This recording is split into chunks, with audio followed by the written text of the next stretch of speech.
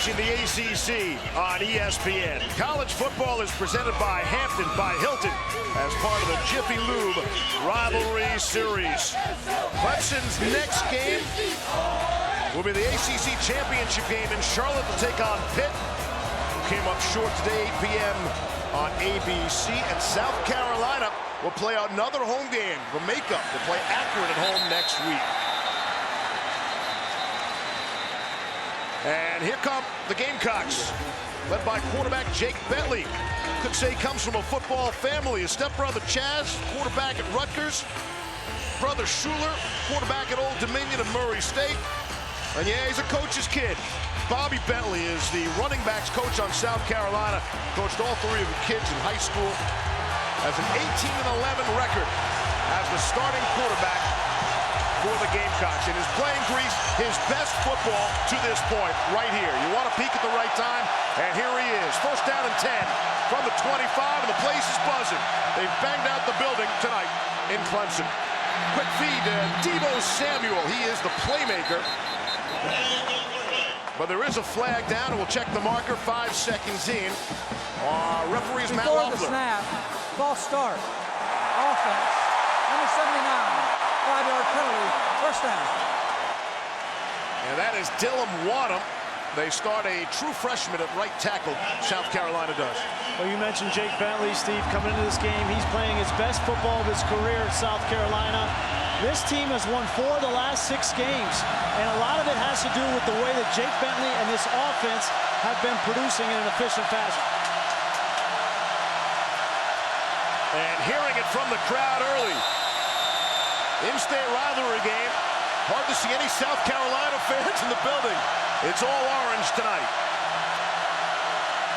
On 1st and 15, on the ground, Ahmad Denson trying to turn the corner for a yard, maybe a yard and a half. Tanner Muse came up to make the stop. Carolina has gotten their momentum going on offense, but they have not faced a defense as complete as Clemson. Yes, they played some good defenses in Georgia and Florida, but neither of those teams have this complete defense as Clemson does. Jake Bentley throwing to Deebo Samuel, and he's got the first down. Kayvon Wallace made the stop. The McShay matchup tonight from Chick-fil-A. The matchup to me is on the perimeter. If Bentley's going to have a good night tonight, it's going to be because he's getting the ball in his playmakers' hands. Deebo Samuel, Brian Edwards. Edwards, a big physical receiver. Samuel, the dynamic playmaker, going up against Clemson corners, A.J. Terrell and Trayvon Mullen. All right, Chick-fil-A impact players tonight. Deebo Samuel, well, that was good for 15 yards. Bentley hangs in there and throws to the middle of the field and is caught. Big completion to Shi Smith. And a good start for South Carolina out of the penalty marker. Brent Venables decides to come with no safety in the middle of the field. That leaves it wide open for the post route to Shi Smith. Great job by Bentley holding as long as he can to make the throw. Christian Wilkins put a lick on Bentley at the end of the play. That was a gain of 29 yards, and things will settle down now with the Gamecocks on the move. Mon Denson had a hamstring injury early in the season. He's thought to be more of a short yardage guy, and really has been forced into a bigger role because they have so many injuries. Different formation here. Carolina has taken 2 offensive linemen out of the formation. Second down and 4 on the ground to Denson. And that'll go, maybe they'll give him a yard on the forward progress. Isaiah Simmons came up to make the tackle. He'll bring 3rd down. You don't see that formation every day. I think what you're going to see from Brian McClendon, the offensive coordinator, he realizes that they're at a disadvantage on their offensive line against this defensive line. So they're going to have to mix in some of these variables, maybe some trick plays to get production moving the ball down the field tonight.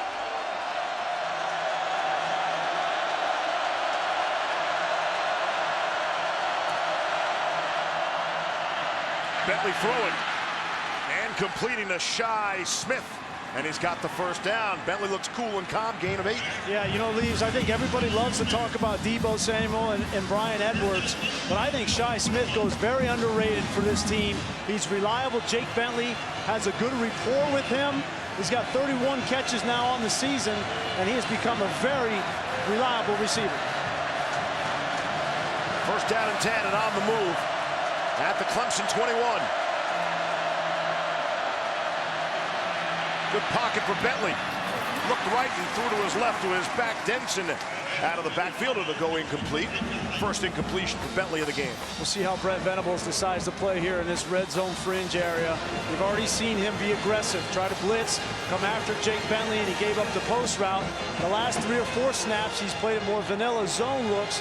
That's not his MO. He likes to bring pressure and play man-to-man. But so far, it's hurt him in this drive.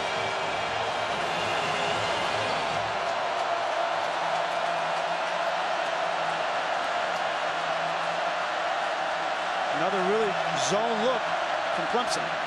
On the ground, Denson again. He'll fall forward for a couple. Christian Wilkins in there as usual to make the stop. It's going to be so hard for Carolina to run the ball between the tackles tonight. I mean, you know that coming into the game, that you're not going to just block Dexter Lawrence and Christian Wilkins and Farrell and all these guys on a consistent basis. So you have to have some plays in here for Deebo Samuel in the run game on the perimeter, I believe.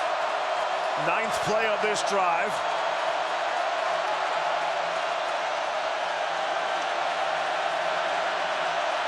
Third down and 7. You got a zone look with Deebo Samuel on a linebacker here. That's Joseph. Bentley's looking that way. In some trouble. And a marker comes out. Tried to hook up with Chavis Dawkins. And we'll check the flag.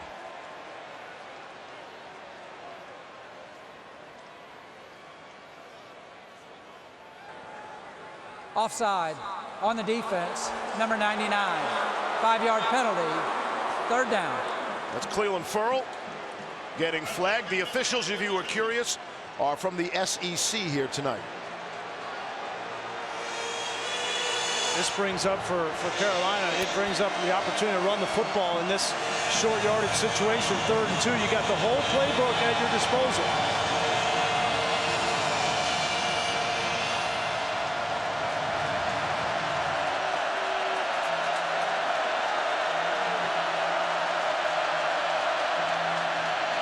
Bentley to throw for it. Setting up the screen to Denson, and he just has it, I think. That's a big-time catch by Denson. That ball was kind of a little bit high. He had to catch it over his helmet, it looked like. They only gained a couple of yards here, but it's a 1st down, and this is not an easy catch right there over your head like that. Well done by Denson to pick up a 1st down. And the drive continues. 2 big studs in that middle of that Clemson front. Dexter Lawrence and Christian Wilkins will step out. They're going to go for a measurement here.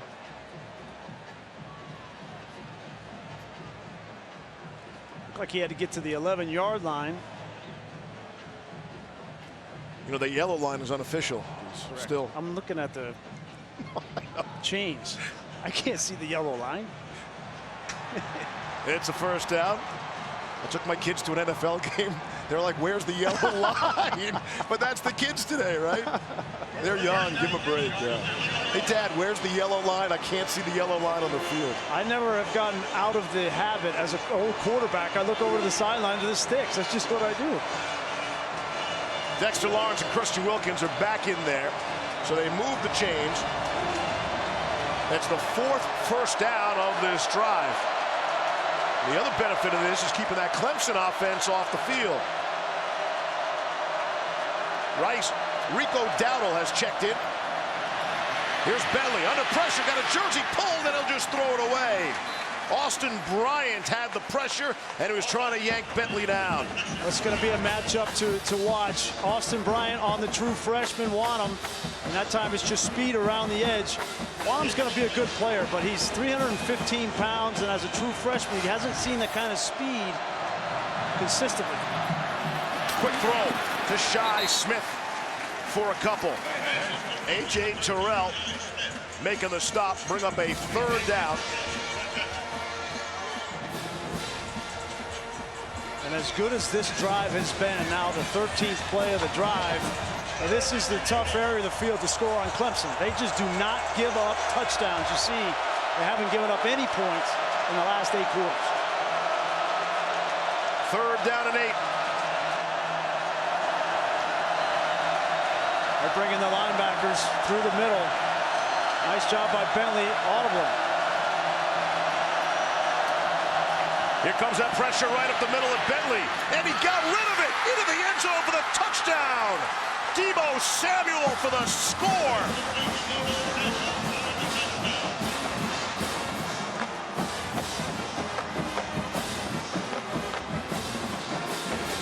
That is the first touchdown allowed by Clemson in the first quarter this entire season.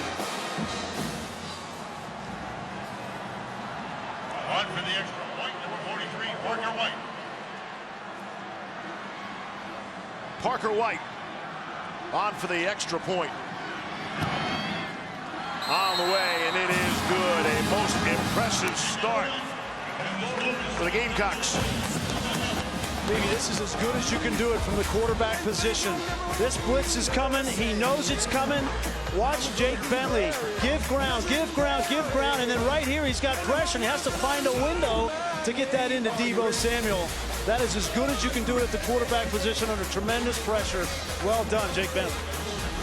Bentley goes 6 for 8 on the drive. 65 yards, and the first score of the night.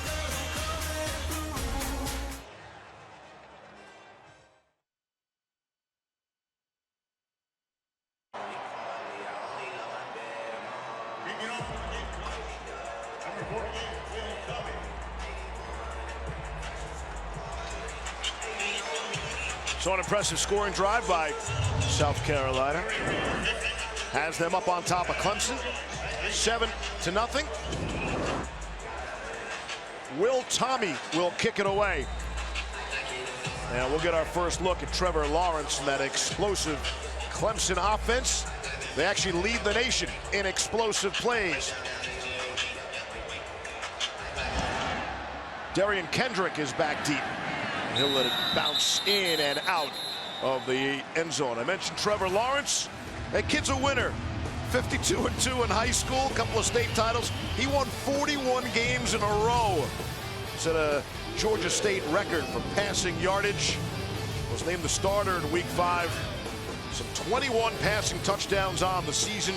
A new Clemson freshman record, and a prediction that will not be the last record that Trevor Lawrence sets.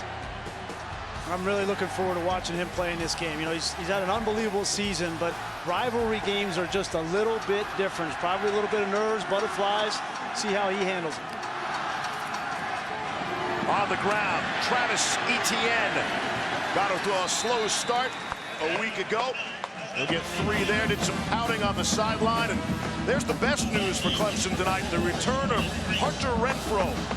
We were told he was checked out for a concussion, left last week's game early, and here he is again to play, to continue to break and set some more Clemson wide receiver records. Good on Hunter Renfrow. Here's Etienne back in the game for his second carry. And it'll bring up a 3rd down and short. Chick-fil-A impact players. Here's McShay. Yeah, I'm going to go back to the perimeter here, Steve. I think these receivers for Clemson, one of the deepest groups in the country. T. Higgins, Justin Ross are the 2 names you're probably going to hear the most tonight. Higgins a big target. Ross is really emerging as a freshman, going up against these corners, Rashad Fenton and Keyshawn Nixon. We will watch for that. Here's a 3rd down and 3 from the 32. That's Renfrow in the slot. This is his spot. They love him here. Lawrence to throw for the first time tonight. And underneath, who else? Captain 3rd down, Hunter Renfrow across midfield. Runs right through the logo and is bounced down. Listen to the ovation for the graduate senior Hunter Renfrow, gain of 21. Look at you right on cue, calling out a 3rd down to Hunter Renfrow. Well done. You know, a couple more years hanging around with you, Grease. I'm starting to pick some stuff up. Fake to Etienne. Out of the flat, T. Higgins.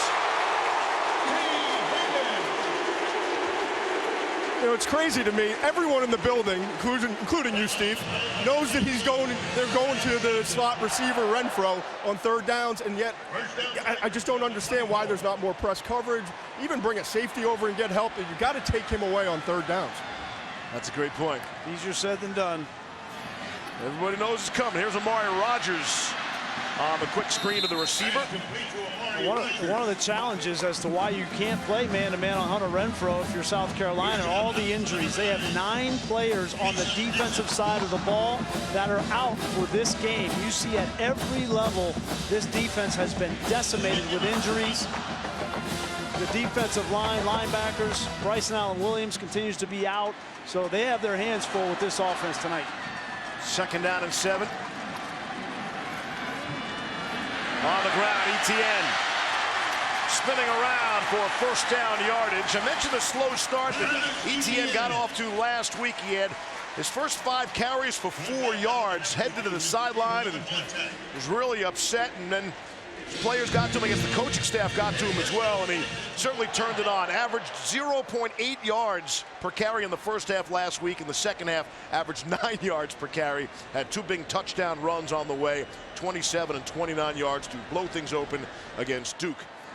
On 1st down and 10. From the Carolina 13.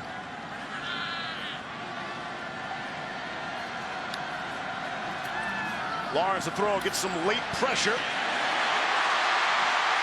Has Etienne out of the backfield underneath. Keyshawn Nixon made the stop. Be a 2nd down. I see pretty early in this game, Trevor Lawrence, a little bit of patience. He wanted to get that ball to Renfrow. He was double covered in the end zone. He goes to his 2nd and 3rd read, throws the ball in the flat to Etienne, and brings up a manageable situation here on 2nd and short.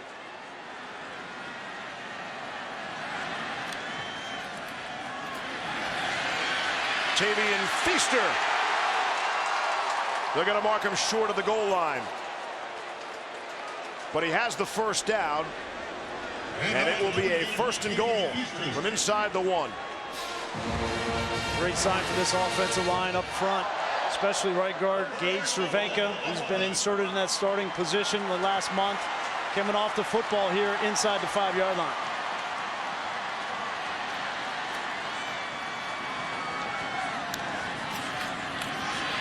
Feaster trying to crash to the line.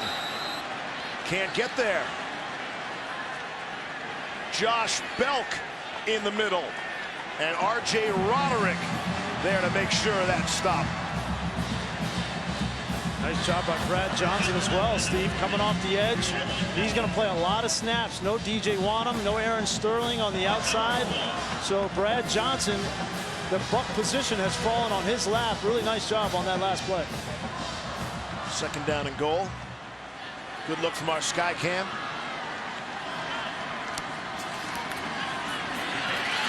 Feaster again. This time he's got it. Touchdown. And who's the first guy on the field to celebrate? It's the defensive tackle, Christian Wilkins. Just can't keep Wilkins off the field. And we're an extra point away from a tie game. An impressive answer from Clemson. South Carolina came to play tonight. Offensively, they go right down the field, and Clemson comes right back with a 10-play drive of their own, doing a lot of it on the ground with Etienne. There's Greg Hugel on for the extra point. And just like that, we're all knotted at 7.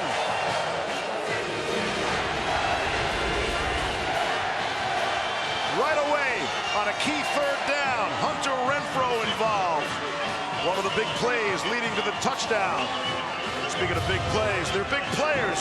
Christian Wilkins wants in on the party tonight. Key funeral, both date back to the infamous 1902 matchup. Good times indeed.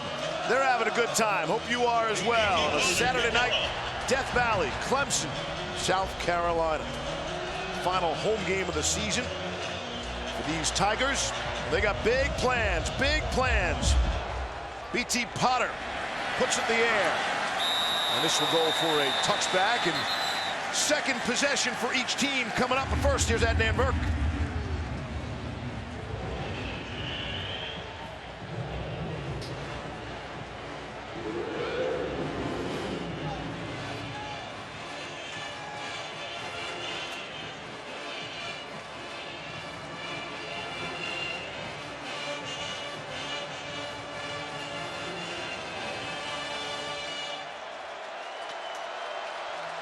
All right, Adnan, thank you. Adnan will keep you posted on everything else going on around college football on a busy, busy, important night as flags fly everywhere. False start. Offense. Number 74. 5-yard penalty. First down. Dennis Daly, the senior from Columbia. Second false start on South Carolina. That's how they came out of the opening touchback. Yeah, and Will Muschamp has really been excited about the way Jake Bentley has played since he missed the Missouri game. He has been on fire. You see, much more efficient throwing the football. He has to protect the ball continuing tonight. Here's Bentley to throw. Hitting 6 of his first 8, completes another one. That's Shi Smith on the receiving end. His 4th catch for the underrated Shi Smith. I was wondering how Jake Bentley would come out and play in this game. It has not gone well for him the last couple of years against Clemson. Bentley looks downfield, then goes underneath to Dowdle. Isaiah Simmons, another tackle for him, and a bring up a 3rd down. You know, they lost 34-10 last year, but it was 34-0 in the 4th quarter. Clemson was up. It was a beatdown, so you wonder, does South Carolina really believe they can come into Death Valley and beat the number 2 team in the country? So far, the signs are good for them. 2 years ago, they lost here 56-7. Here's 3rd and 7.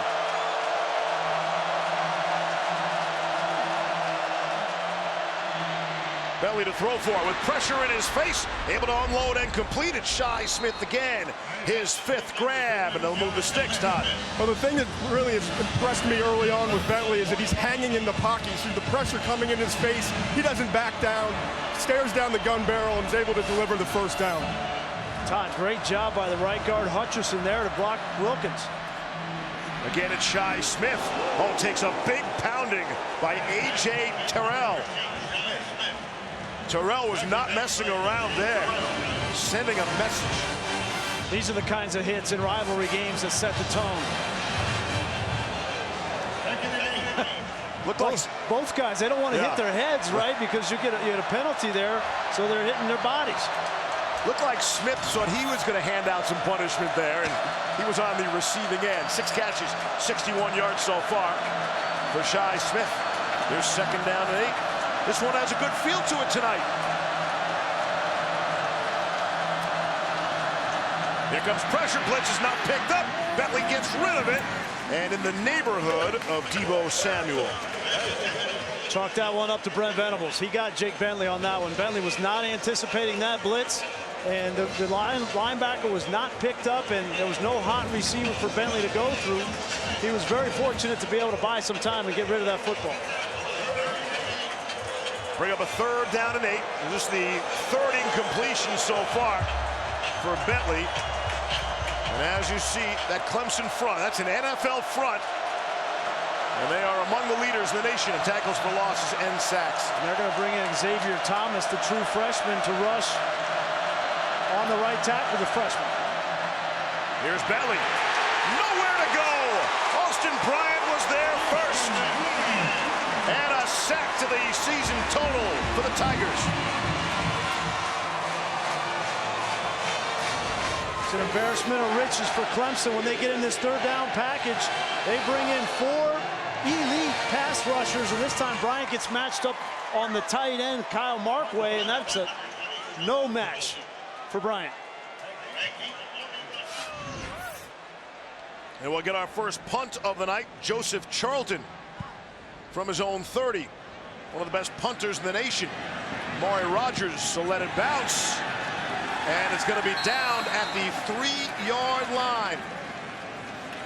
Keenan Nixon in the perfect spot. It's a 55-yard punt. That will have Clemson backed up, but with the football after a strong defense. And there's one decision that was made. Yeah, J.C. Horn, the true freshman who was an integral part of this secondary, tried to go out in warm-ups and was just not able to go. So they're even more shorthanded than we thought. Trevor Lawrence and this Clemson offense, they are backed up. A little Travis Etienne, and they're pushing the pile out to the 11-yard line. Daniel Fennell made the tackle. You know, J.C. Horn, they're really excited about him. He's the Joe Horn's son, obviously, there he got dressed out and tried to go. You see that big, heavy wrap on his left foot and ankle. And I think it was the right decision because he could not move in pregame well enough to get out and play. Hurt his ankle on the first play last week. They destroyed the Mocks 49-9. Here's Lawrence rolling to his right, surveying the field and dumping it off to the completion for T. Higgins. It's a catch, and it's a first down.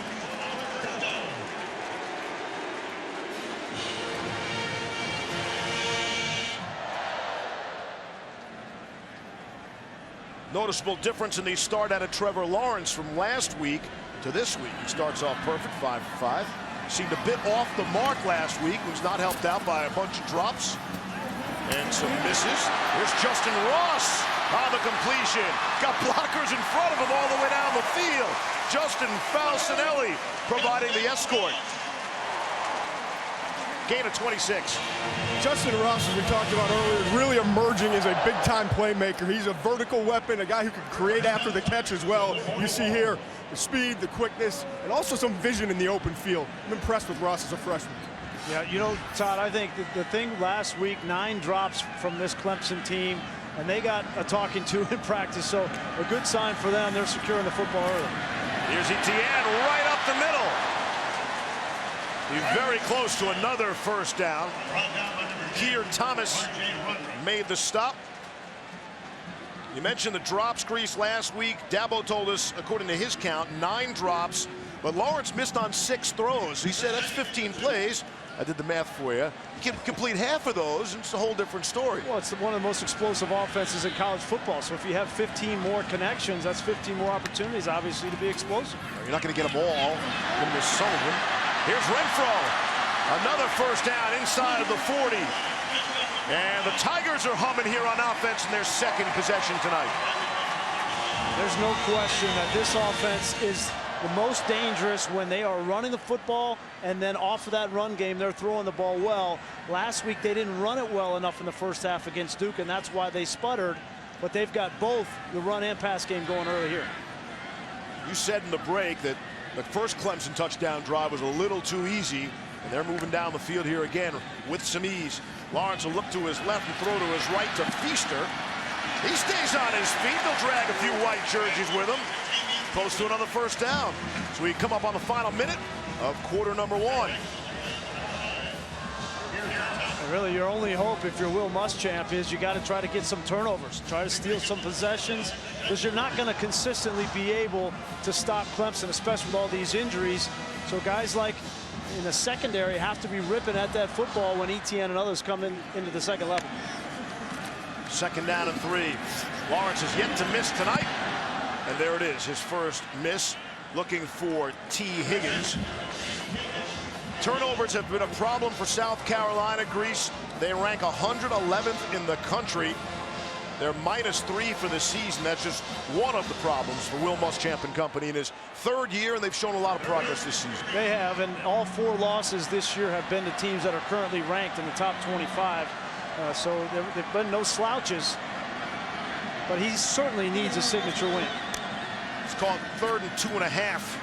Here's Lawrence, gonna run for it. Takes a shot, picks up a few more extra yards. Sherrod Green put the lick on Lawrence. 10-yard gain as we hit the final half minute of the quarter. And Keir Thomas is still down on the ground. You want to make a big living taking these kinds of hits. You like the toughness from your quarterback, but you also want him to be smart. And Keir Thomas, another defensive end on the ground for Carolina. They cannot afford to lose anybody else on this defense. All-pro safety Darren Woodson, our guy Woody. Monday night, we've got a big AFC battle. Deshaun Watson and the Texans take on the Titans. That's our Monday night football matchup this week. Here's Lawrence, running to his right and throwing it across his body, and could not hook up with Cannon Smith, who has 3 catches on the season, looking for a 4th. Boy, true freshman R.J. Roderick, the safety, diagnosed it perfectly, just didn't make the play. He saw it, he read it, knew he was throwing back on that weak side seam, just didn't get there in time.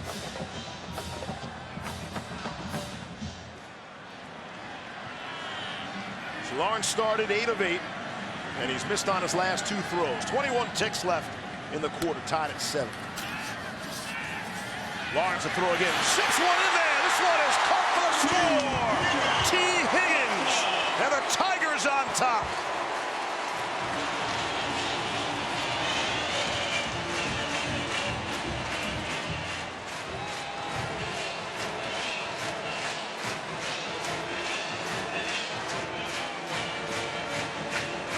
.22 yards for the score. How do you like those 95-yard scoring drives? Remember, they were backed up all the way to the 5. Roar down the field as Tigers often do. 10 plays, 3 minutes and 19 seconds. And Greg Hugel benefits from kicking a lot of extra points. Oh, Bunch on the snap there. On the hold, I beg your pardon. Will Sweeney had some problems putting that football down. And Hugel, the 5th-year senior, able to get it through. At 6'4", 210 pounds, T. Higgins is a nightmare on the outside, and he runs these routes. He's inside, breaking seam routes, and this ball thrown perfectly by Trevor Lawrence, but that is almost impossible to stop when you're that accurate with the football. And young Trevor Lawrence, watch him feel this after he gets this touchdown. He looks right at South Carolina's bench, yes, right at Will Muschamp. Hey, welcome to the rivalry, kid. Well, we talked about Trevor Lawrence coming in as a freshman, first time playing in this game, undefeated, record on the line right now, and was he going to have some nerves early on? I haven't seen any. He's really been poised and got off to a really fast start so far. I love to see that from a quarterback, right? When you have the confidence to rear back and fire that missile for a touchdown, then look right at the opposing bench, you love that confidence in your quarterback. It's like Dabo enjoyed it as well. 17 seconds left. Again, there's more than one Sweeney in this game. Will Sweeney is the holder. So you see he had some problem. Bit of a low snap, I guess, and then good composure by Will, the sophomore, to put it down. Yeah, great job by Heigl, the kicker, to stay with it. On a day full of emotions. By the way, Senor, he's been walking around like someone stole his puppy ever since about, I don't know, 3:45 p.m. Eastern time. Imagine Joey might get into that at halftime. Tough goal. Yeah. Well, you hung around for the first quarter. All right. Jake Bentley to throw, and we'll see if South Carolina has an answer for that Clemson 95-yard scoring drive, which ties their longest scoring drive of the season. Well, if for nothing else, that South Carolina needs to give their defense a break. You mentioned 95 yards. The last thing you want to do is go 3 and out, put them right back on the field. A couple of 10-play drives. They will get the benefit of the end of the quarter. Ball is tipped and caught by Shi Smith. His 7th grab already. 7 catches in the first quarter for Shi Smith. That's going to be one of those nights because they're not going to be able to run the ball consistently between the tackles, so they've got to throw those quick screens and quick throws to Samuel and Smith in the slot. So that will do it for quarter number 1. Clemson closing out their regular season here tonight with a 14-7 lead over their arch rivals after 1.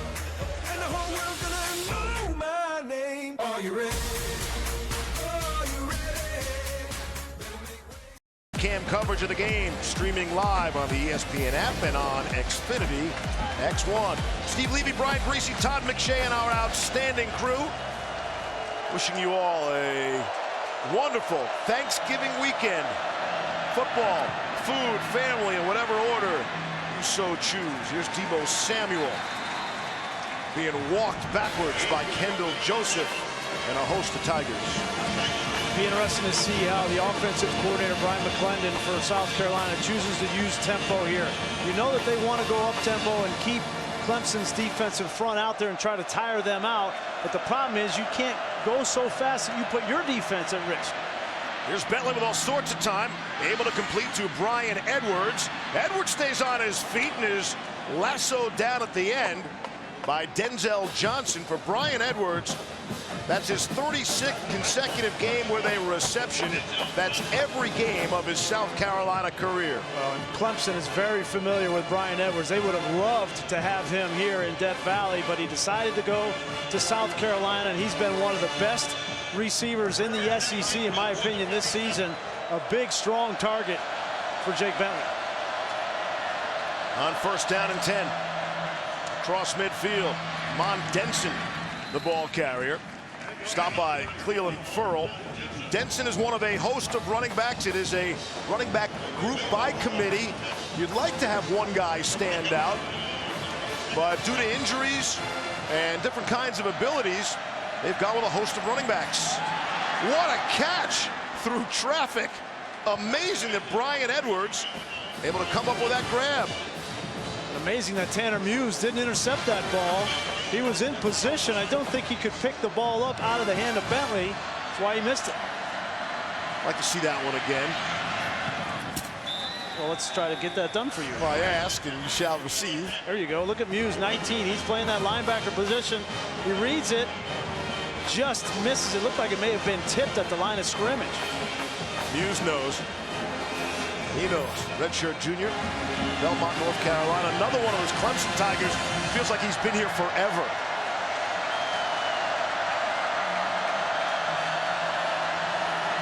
See South Carolina taking their time. They're using a lot of different tempos, even in this drive.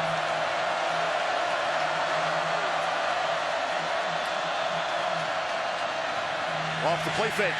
Bentley faked it to Denson, then throws it to him. Pass complete to number 34. Mon Denson on the receiving end for a gain of 13. Really nice awareness from Jake Bentley, knowing where all his receivers are. He wanted to throw that ball to the left. Nobody was there. He was getting pressure, and he quickly turned, and his head went right to his 4th receiver, the running back. 1st down and 10. Bentley to throw for it. And let's see if a flag comes out, and it does. Chavis Dawkins is being held back by Trayvon Mullen. See if that's a holding or a pass interference, but you get the idea. Yeah, they're going to get Mullen. He clearly was holding Dawkins. If he didn't, this may have been a touchdown. Pass interference on the defense, number 1. That's a spot foul with an automatic 1st down.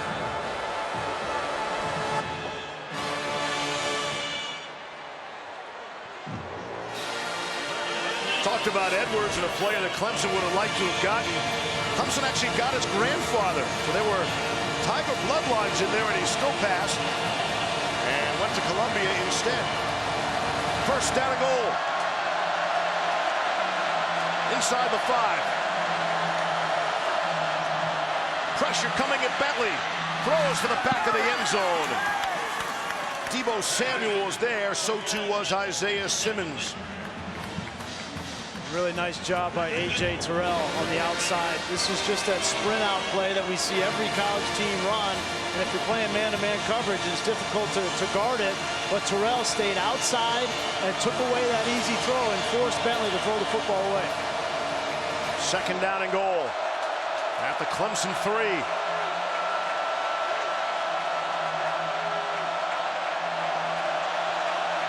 Got man-to-man with any of these receivers that Jake Bentley wants to throw to. One clap, hands the football to Denson. Maybe a yard or 2. Kendall Joseph was the first man to make the contact, and then got some help from his friends. 3rd down and goal upcoming. And Kendall Joseph has had the luxury of guys like Lawrence and Wilkins up front. They get double teamed on almost every play, and Joseph is the one that gets to run free on the 2nd level. They're getting no movement up front on the offensive line for South Carolina, which you had to expect against this great defensive line. But if they're going to get it done, it's got to be through the air down here. Yeah, Todd, down here especially, it becomes difficult to throw the ball because the windows are tightened down and they can't run it. And difficult to hear as well. There's 5 on the play clock, and Will Muschamp. 1st charge timeout. Take his South 1st Carolina. timeout. We'll come back. 3rd and goal at the Clemson 3. South Carolina looking to tie.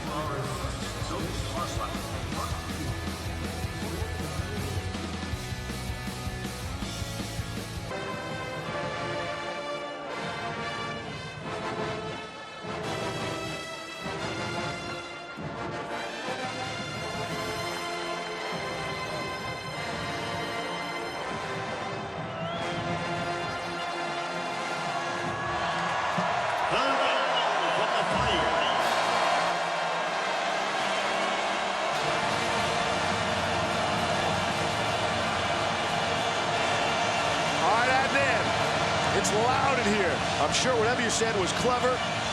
I look forward to seeing it on when I watch the game back on DVR. I prefer not to hear what Joey has to say anyway. 3rd down and 3. Man-to-man down here with Edwards. 3rd and goal from the 3. Denson is the single setback behind Bentley.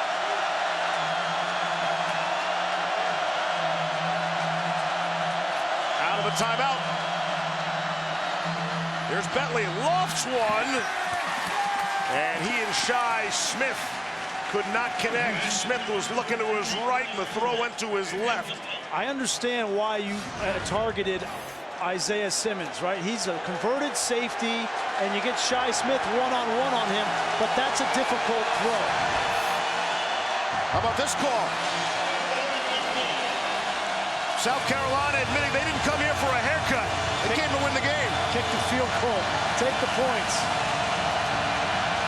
That's where Will Muschamp disagrees. Here's 4th and goal from the 3.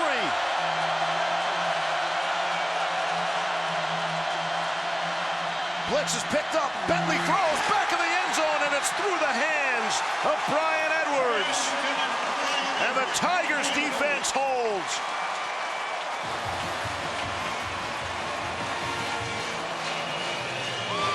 I get it. You come in, you want to be aggressive. You're in a hostile territory in a rivalry game, but you also have to be smart. You have an opportunity to stay in this football game, take the points.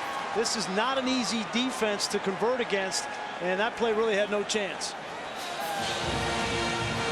And that throw, while it did go through Edwards' hands, I'm not sure he would have come down with 1 foot in bounds anyway. But South Carolina's clearly thinking field goals are not going to beat Clemson in this place here tonight. And they're taking a shot. And now they find themselves on defense. And Clemson with a long field in front of them. From their own 3, this drive will start with Tavian Feaster. Again, we've already seen a 95-yard drive for Clemson that tied their season long. And so a chance to set a new record for this season, starting at their own 3. And right off the bat, South Carolina's offense has had 2 sustained drives, 1 of 12 plays, and now that one was another 11 plays, but all for naught on that last drive.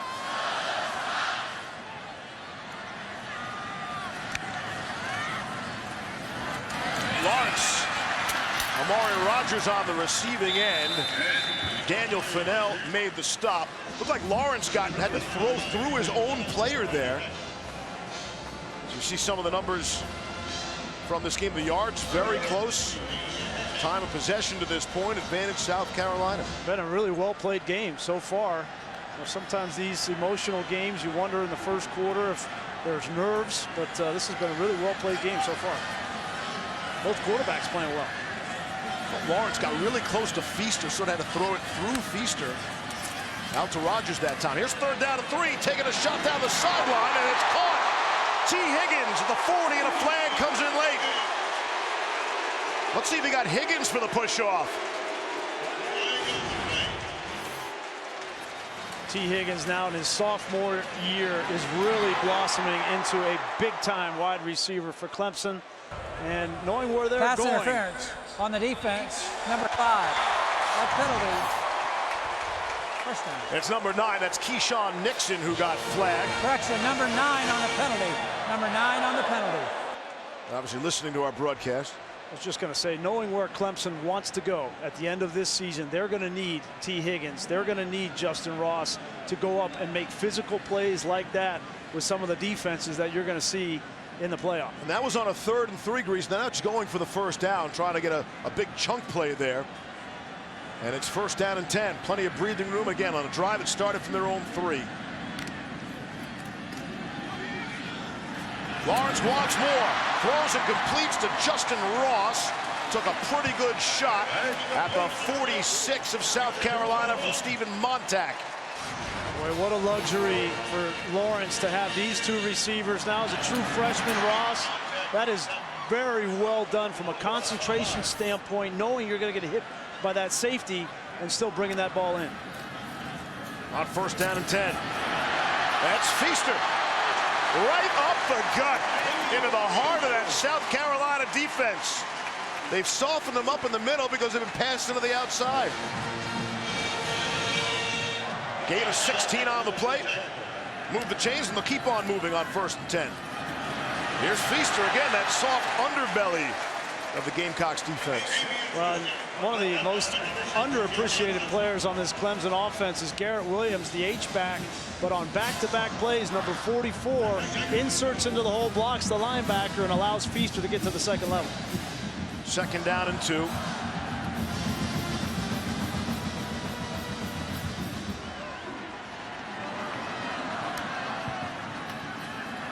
Quick throw. Out to Rogers, trying to gain the edge and the 1st down. The yard to gain line, and he got it. And we'll move the sticks again. Clemson on the move. Inside the red zone. South Carolina has another defender down on the ground.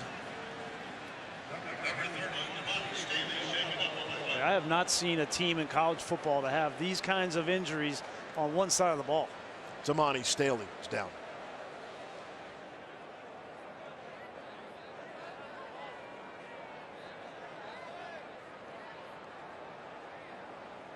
Was going on, and they charged onto the field. The Gamecocks won that year 21-14, and those pranksters, they faced no punishment for the stunt. How did they let those kids get away with it? They look like the football players. Must not have been a very good year. Right. Well, actually, it was not a good year at that point. So, a little Greek life. ETN the ball carrier, and a flag comes in late. Sherrod Green has replaced Damani Staley, who was injured prior to our break. Look like they're going to get a hands to the face on defense. Maybe on Javon Kinlaw. Personal foul. Hands to the face. Number 3 on the defense. Half the distance. 1st down. Javon Kinlaw. He was locked up with John Simpson, the left guard, and just trying to finish the play, and got his hands up around the face and puts this South Carolina defense in a hole. Here's number 3.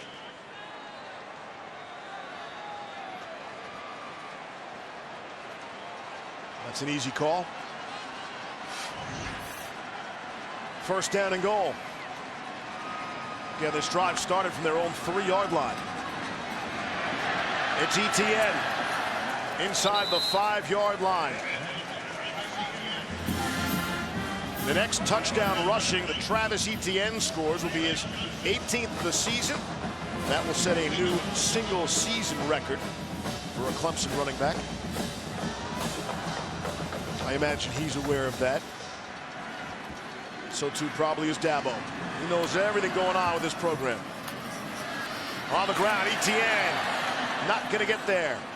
3rd down and goal. Kobe Smith came up to make the stop. Smith, one of the guys coaches calls a glue guy.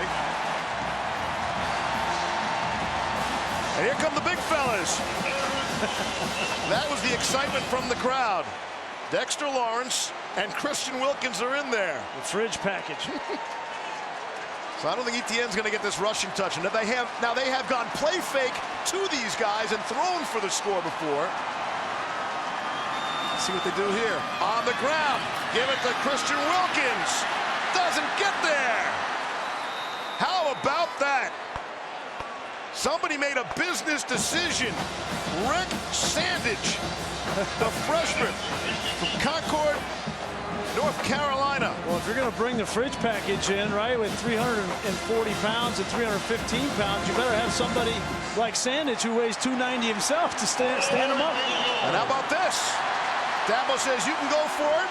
I'll go for it. 4th and goal.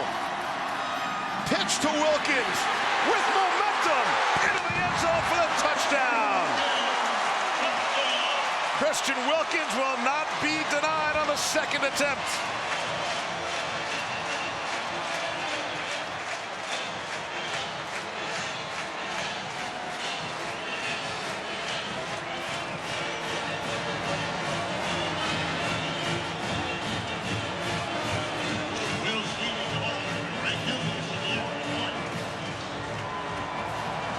How about the pitch to the big fella? with a big smile on his face. He got stood up on the previous play, so you pitch it to him and let him show his athleticism. How about the Heisman pose, too? He's got ball skills. After the score, unsportsmanlike conduct, number 42 on Clemson. That penalty being forced on the kickoff. That is number 42's first unsportsmanlike conduct foul of the game. The touchdown is good. So Wilkins is definitely filling up the stat sheet in every way. Well, look at Dabo. Dabo's not happy about it. No, he's hot. No, he is not happy about it. I thought he might let him go. He took him off the field goal team, brought him over on the sideline just to talk to him, which is not a good look in your last game playing in this stadium. Wow.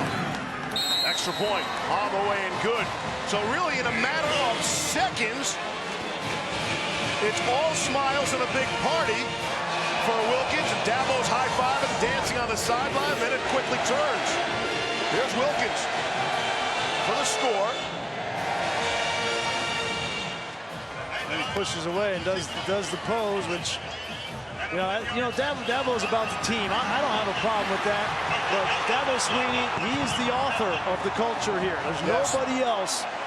And he didn't like it, and he's going to tell, no matter who you are, he's going to tell you about it. And Christian Wilkins is his best player on his entire team, and he just dressed him down on the sideline in front of everybody. On national TV, and I'm sure part of the conversation would be, hey, I give you that kind of opportunity to do that, to do what you want to do, and you turn around and embarrass me and our program like that. And again, I think the Heisman pose is something that's sacred in college football, and he's a jokester. I mean, Christian Williams is a jokester. He's a big personality. He plays the game the right way, and there's a lot of people out there that say, you know what, that's not a big deal, myself included, but not Dabo Swinney. Yep. I didn't have a problem with the celebration. I think it's fun. I wouldn't have thrown the flag either. Here's Deebo Samuel now, as Clemson has opened up a 2-touchdown lead. Here's Adnan Virk, who's a whole lot of fun.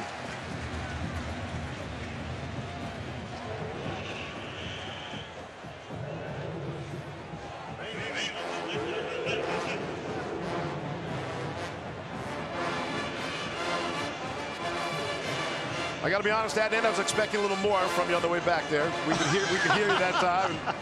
I was looking forward to getting into some witty repartee or something, but we're good. It's a long night. 7:17 to go. A little sleepy back there in the studio, evidently. It's been a long night, I'm sure. Another half day for Adnan. That's what hanging around Galloway will do to you, Adnan. Really, do you want to fire shots at Galloway with halftime coming up? I got a feeling he's getting the last laugh tonight, Bruce. All right. We'll see how South Carolina can answer. On the ground, he's been the workhorse, Mon Denson. So the story of the game to this point is Will Muschamp going for it down at one end on a 4th and goal from the 3 and not getting it. And Clemson goes 97 yards the other way. They have a 4th and goal. They go for it and get it. Well, I got to be honest. If I had Dexter Lawrence and Christian Wilkins, I would have gone for it too on 4th and 1. Unfortunately for Will Muschamp, he doesn't have that option. It's a matter of personnel. Here's Jake Bentley now. Bentley throwing on the run and has it knocked away. Tanner Hughes got a hand on it. 3rd and 5. Right off the bat, this is a big 3rd down in this game. Very easily this game could get out of hand if you don't convert here for South Carolina to give the ball back to Clemson. So take your time here, as Brian McClendon is doing. Get your best play called, and Jake Bentley needs to execute and convert. 3rd and 5. Clemson has had 3 possessions and 3 touchdowns. Christian Wilkins, after the tongue lashing, is back in the game. Here's gonna take a shot late and complete. Able to hook up with Keel Pollard. And he will go the distance, 67 yards to the house. And that will silence the crowd on a 3rd down play. Bentley able to find Pollard for the score. He just got lost. He's going to sprint out, He's going to sprint out this way. Watch all of the defense go this way, and it opens up the middle of the field for Pollard. Get to this point here. Look at Pollard. He's got his hands up wide open here. A nice job by Bentley of recognizing it, knowing he's going to be open down the middle, and then making the throw. That just got through Muse. And the extra point on the way, and it is good. And just when you start to wonder where this game was headed, South Carolina says this game is staying right here.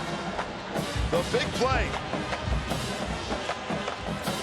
Bentley to Keel Pollard. We've got ourselves a ball game.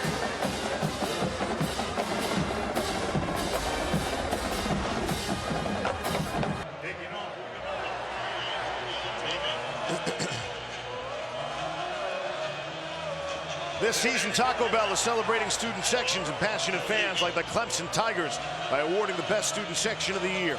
Go to ESPN.com/Taco Bell to find out if your team made this week's rankings and to see how your school can compete. One of the great fan bases in the country here at Clemson. They show up. They've banged out the building once again here tonight in Death Valley. With a 21-14 lead and the ball. Darian Kendrick trying to make some people miss. And he's out to the 30-yard line. Go back to that last touchdown. You know, Leaves, Jake Bentley's been playing his best football as of late of his career, and it's for plays like this. He's going to roll out. He wants to throw the ball to the outside, but both receivers are covered. There's nowhere to go with that football. But look at him readjust. Look at Christian Wilkins bearing down. Now, he knows Christian Wilkins is coming. It takes guts to come back and make that throw, to pull up on a rollout because you know you're not protected on the weak side. That is as good as you can do it if you're Jake Bentley, and it's a big reason why South Carolina is in this game. Keel Pollard scored a touchdown, his first career touchdown on opening night of the season against Coastal Carolina. And then he scores the touchdown here tonight in what was supposed to be the regular season finale for South Carolina. They'll play another game next week against Akron as a makeup game. That's ETN slammed into by R.J. Roderick. Second down and short. An opportunity to do something here for Clemson.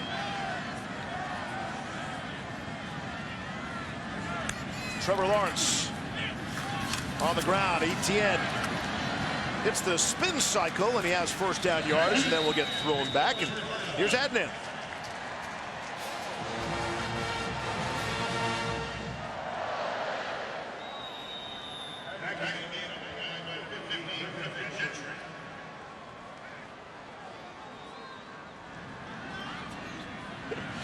All right. I'm not going to ask what Joey's record was against Michigan. Somebody might look that up. Actually, Ben has it for you. 1-2-1 Galloway against Michigan. Here's Lawrence on the run. He'll tuck it and go. Why not?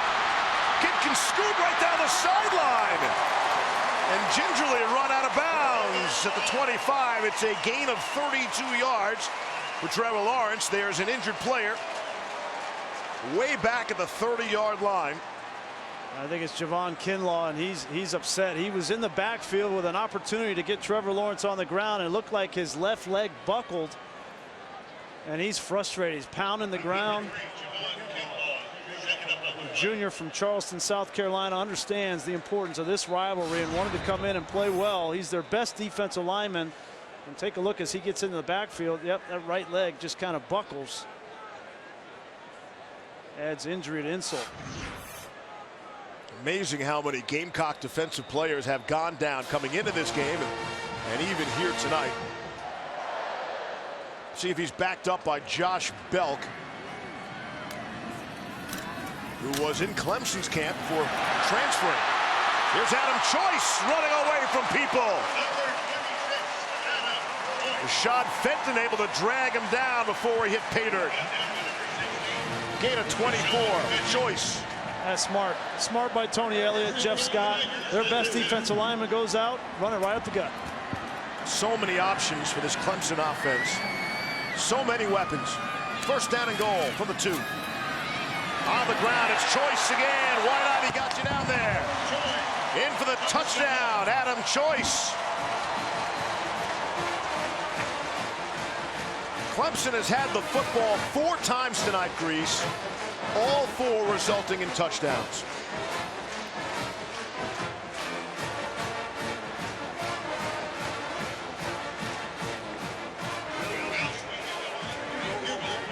And Will Muschamp, he doesn't, on the sideline, he's exasperated. It's not a lack of effort. They just have so many injuries that they have no chance of stopping Clemson tonight on a consistent basis. Extra point is on the way. Clemson, look, I mean, this game might not be over, but the Tigers have just been blowing the doors off of people. When you look at it, go back to the early October, Wake Forest got rolled 63-3. There was the NC State one was 41-7. Stop me if you've heard this one before. 59-10. How about Louisville to the tune of 77-16?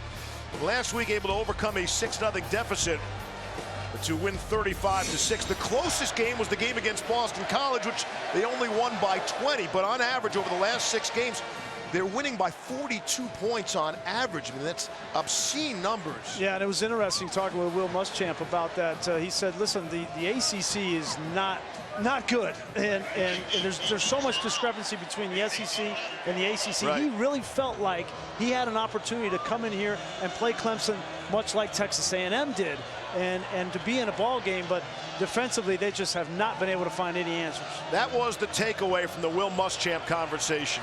He hammered home the point. They don't see what we see every single week.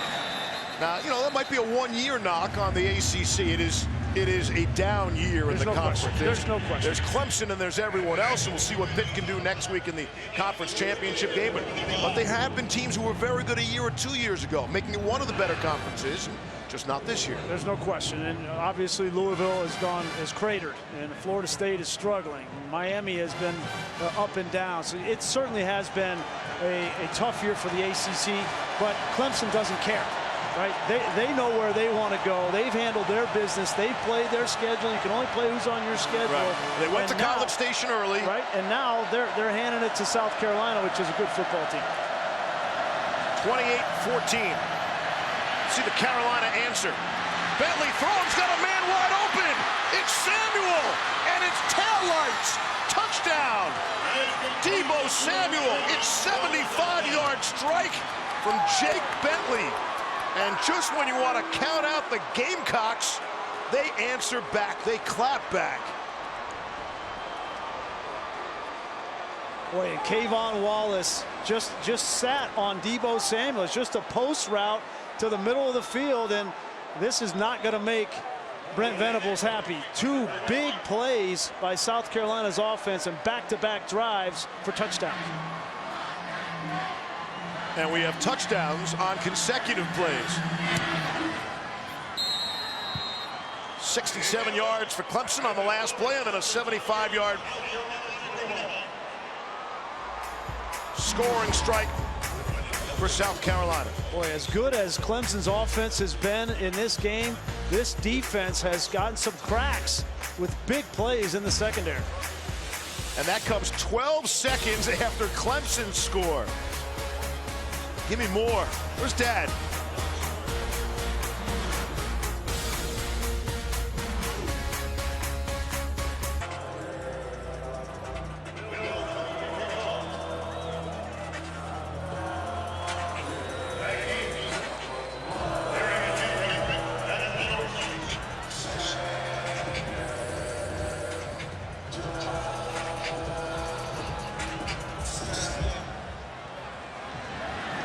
Yes, he's too humble to admit that, but yes, that is true. We see 3-0 as starting quarterback, Michigan against Ohio State. Not too many people can make that claim. Let's go back and take a look at that last touchdown. Really great design by Brian McClendon, the offensive coordinator. These are 2 offensive tackles out here. That makes Clemson take 2 of their best pass rushers in Farrell and Bryant out of the formation, so they're not rushing. That's a win. Now you get matched up with Deebo Samuel on a safety and Kayvon Wallace, and it's an easy throw for Jake Bentley. Really well designed by Brian McClendon. And then it's so well designed, Dabo says to Venables, hey, how come we didn't figure that out? We weren't on top of that. 28-21. The Gamecocks say, how's that 4-touchdown underdog thing looking right now? Here's Lynn J. Dixon getting into the act. His first carry. We'll see where he stepped out. They spread the wealth a week ago. We had carries from Ty Thomason and Ryan McClain late in the game with a blowout against Duke, 35-6. And we'll see how deep the running backs go for Clemson in this one. And if I'm Clemson, I'm going to continue to pound the football because this defensive front now without Javon Kinlaw is really susceptible in the middle. On the ground, Lynn J. Dixon. They'll move forward. We'll see where they spot it. I think this will be short of the first down. And South Carolina would love to have any kind of resemblance to this kind of running game that Clemson has working for them. Well, and Dabo Swinney last week against Duke challenged this offensive line. They didn't run the ball well in the first half, but they came out in the second half. And Mitch Hyatt, Simpson, Falcinelli, they started to come off the football and pounded Duke into submission. On the ground, Etienne has the first down. And Dabo told us this week that he really challenged the entire team at halftime a week ago, like he has not challenged them all season long. And that was the silver lining, right? The coaches love that. You win the game, but you still have a lot of things to clean up, and you can use that as a motivation for the next week's game. Yeah, no question. When everybody looks at the schedule, they're going to look at a blowout win over Duke, 35-6. But that game was in question at halftime. They were up 13-6. Quick out to Kendrick. Across the 40, another first down. They can't bring him down.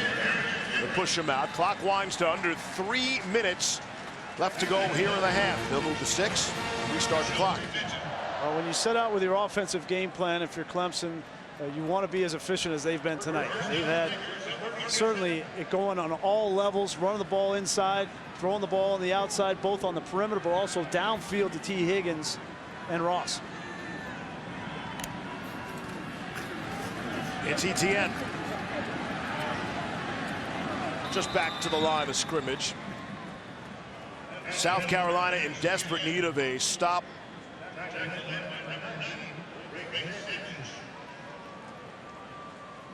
You see what Clemson has done. I mean, there are touchdown drives and there are touchdown drives. No short fields here tonight. Dabo really wanted to work on punting. He said that was an area that they wanted to get better, and they're not going to get any practice on that tonight. Well, they fixed that last week. Here's Lawrence, the throw. Trying a little back shoulder. It was behind, too far behind T. Higgins. Will Spires punted 7 times last week, and they gave him the Special Teams Player of the Week award. I mean, that's clean living, right? When Dabo says our biggest concern right now is the punting game, and bam, they're able to fix that right away. We'll move on to the next thing. There's 3rd and 9 upcoming. Yeah, next thing is this big 3rd and 9. If South Carolina can somehow, some way get a stop here before halftime and be in a one-score game with an opportunity to go down and get points before half, that'd be a huge win. Clemson will get the ball to start the second half. Here's Lawrence. Throws, and Ross slipped down, and it will go as an incomplete pass and bring up a 4th down. You take it however you can get it. If you're South Carolina, and Ross, as you mentioned, just slipped. It looked like the field on that side over there a little bit chopped up. If he were able to keep his feet, make that catch, they had enough for the first down. And they're gathering with the aforementioned Will Spires on the field. See if we get our first Clemson punt of the night. And there is Spires. Punted 7 times a week ago. Even got Carson King an opportunity to punt. So Clemson punted 8 times in all. And Will Muschamp is not buying it. He doesn't even have a returner back. He's looking for the fake. Spires will boot it in the air. See if we can get a cushy landing. And it goes into the end zone. Well, on Sunday, December the 2nd, we'll have the exclusive reveal of the college football playoff semifinal matchups in the Capital One Orange Bowl and the Goodyear Cotton Bowl Classic. You can stream that show and every ESPN show with the ESPN app. Start your free trial of ESPN Plus today. College football playoff semifinals. We played on the 29th of December. The championship game, the 7th of January. Levi's Stadium, home of the 49ers. Dabo did not like that punt was not down. It was well executed. They had a bunch of players down there and allowed it to get into the end zone.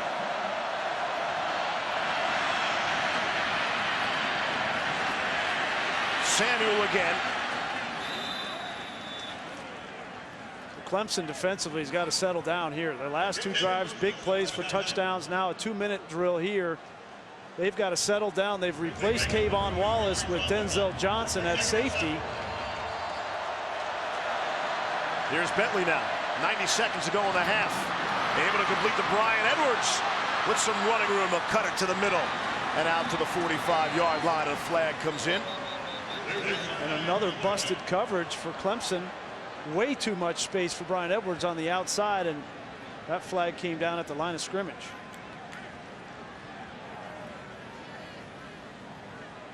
Ineligible player downfield on the offense, number 1. He was covered up and went downfield on a pass. That's a 5-yard penalty. Replay, second down. So I thought Dabo's frustration on the sideline was the punt going into the end zone. It's a net of about 16 yards when you're hoping for a cushy landing and trying to pin him back deep, and that was not the case.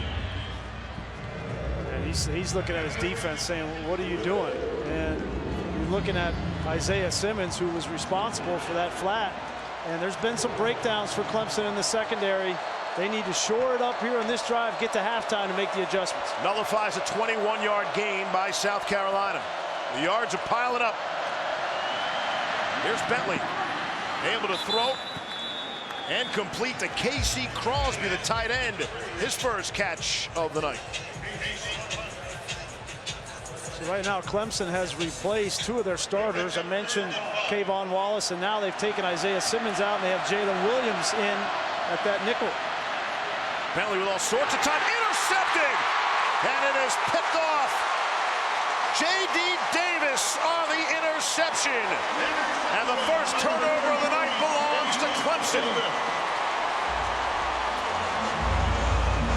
I was standing right behind Jake Bentley there in the end zone, watching his view of the play, and he didn't see the linebacker. He went through his progressions, did not see the linebacker working underneath, just hands him one for an interception.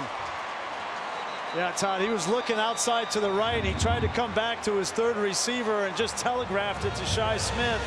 And J.D. Davis, when you needed a play, Clemson needed to stop the bleeding on defense, makes a huge interception. The first career interception for the graduate student and the son of the great Clemson Tiger Jeff. Amari Rogers will cut inside. Touchdown. Now there is a flag on the field, and we'll see if Rogers pushed off. The South Carolina sideline's already motioning. Let's bring that back. Pass interference. Offense, number 3. 15-yard penalty. Replay, first down. They threw this ball, Trevor Lawrence did, on the back shoulder, and Amari Rogers, take a look at his left arm. Does he push off just a little bit? I mean, that's kind of a ticky-tack call.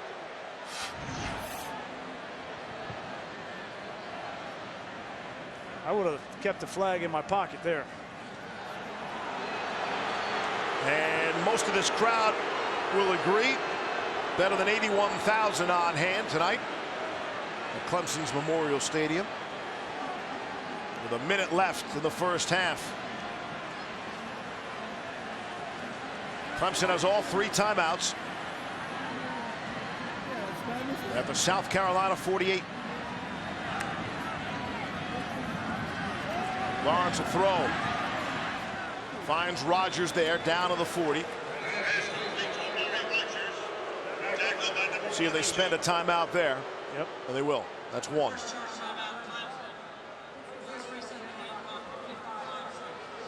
We'll take that timeout with them.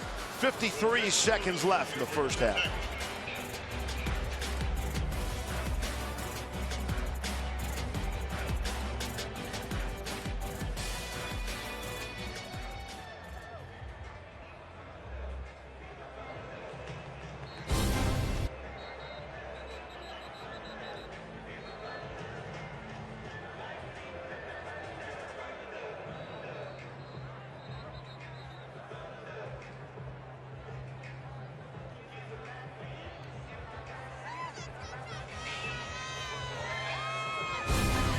Monday night, it's a big AFC South battle. Deshaun Watson and the Texans, they are red hot. They'll take on the Titans. Coverage kicks off at 8:15 Eastern on ESPN and the ESPN app. Texans owner Bob McNair passed away yesterday. McNair graduated from South Carolina and donated $5 million to their football operations center just last year. Our condolences to the McNair and Texans family. As Trevor Lawrence throws and completes. Hunter Renfrow. Haven't heard much from him in the second quarter. See if they use another timeout. Clemson will. Down to 1 left, 45 ticks. You see the arm strength from Trevor Lawrence. I mean, that play was off schedule.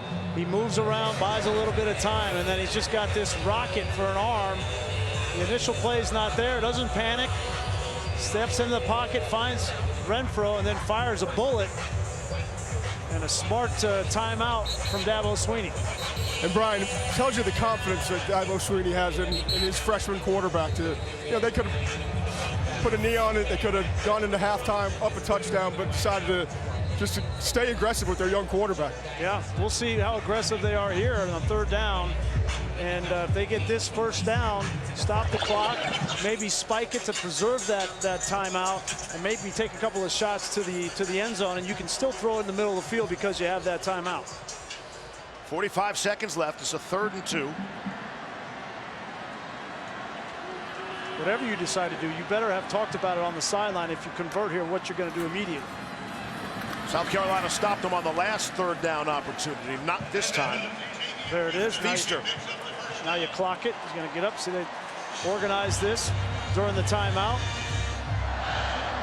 It's well done. For a freshman quarterback, you can't take anything for granted, right? You got to practice all of those things, and that was really well executed there by Trevor. I talked to Todd when we opened the show tonight, and talk about, you're a freshman to start the season. Are you still really a freshman at this point in the season? You've had a lot of game experience, a lot of big situations, learned a lot. Yeah, but you're still a freshman because you've never played in a rivalry game like this. And if they're fortunate, he's never played a championship game, which he'll do next week. Right. And then if they're fortunate enough to get to the playoff, that'll be a first experience.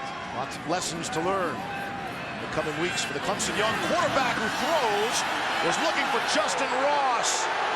The crowd screaming for a flag. And at least to this point, won't get it. 34 seconds left, 3rd down. Love the play call. Love the aggressive down the field shot there. That was the first ball that Trevor Lawrence has thrown that was off the mark. You got to keep that ball in bounds. If the ball's out of bounds, I'm still waiting to see a completion out of bounds. Right. But you got to keep that in the field of play and let Ross go up and get it. Just 3rd and 10. Still that one timeout in his pocket. Lawrence crossed the middle of the field and it dropped.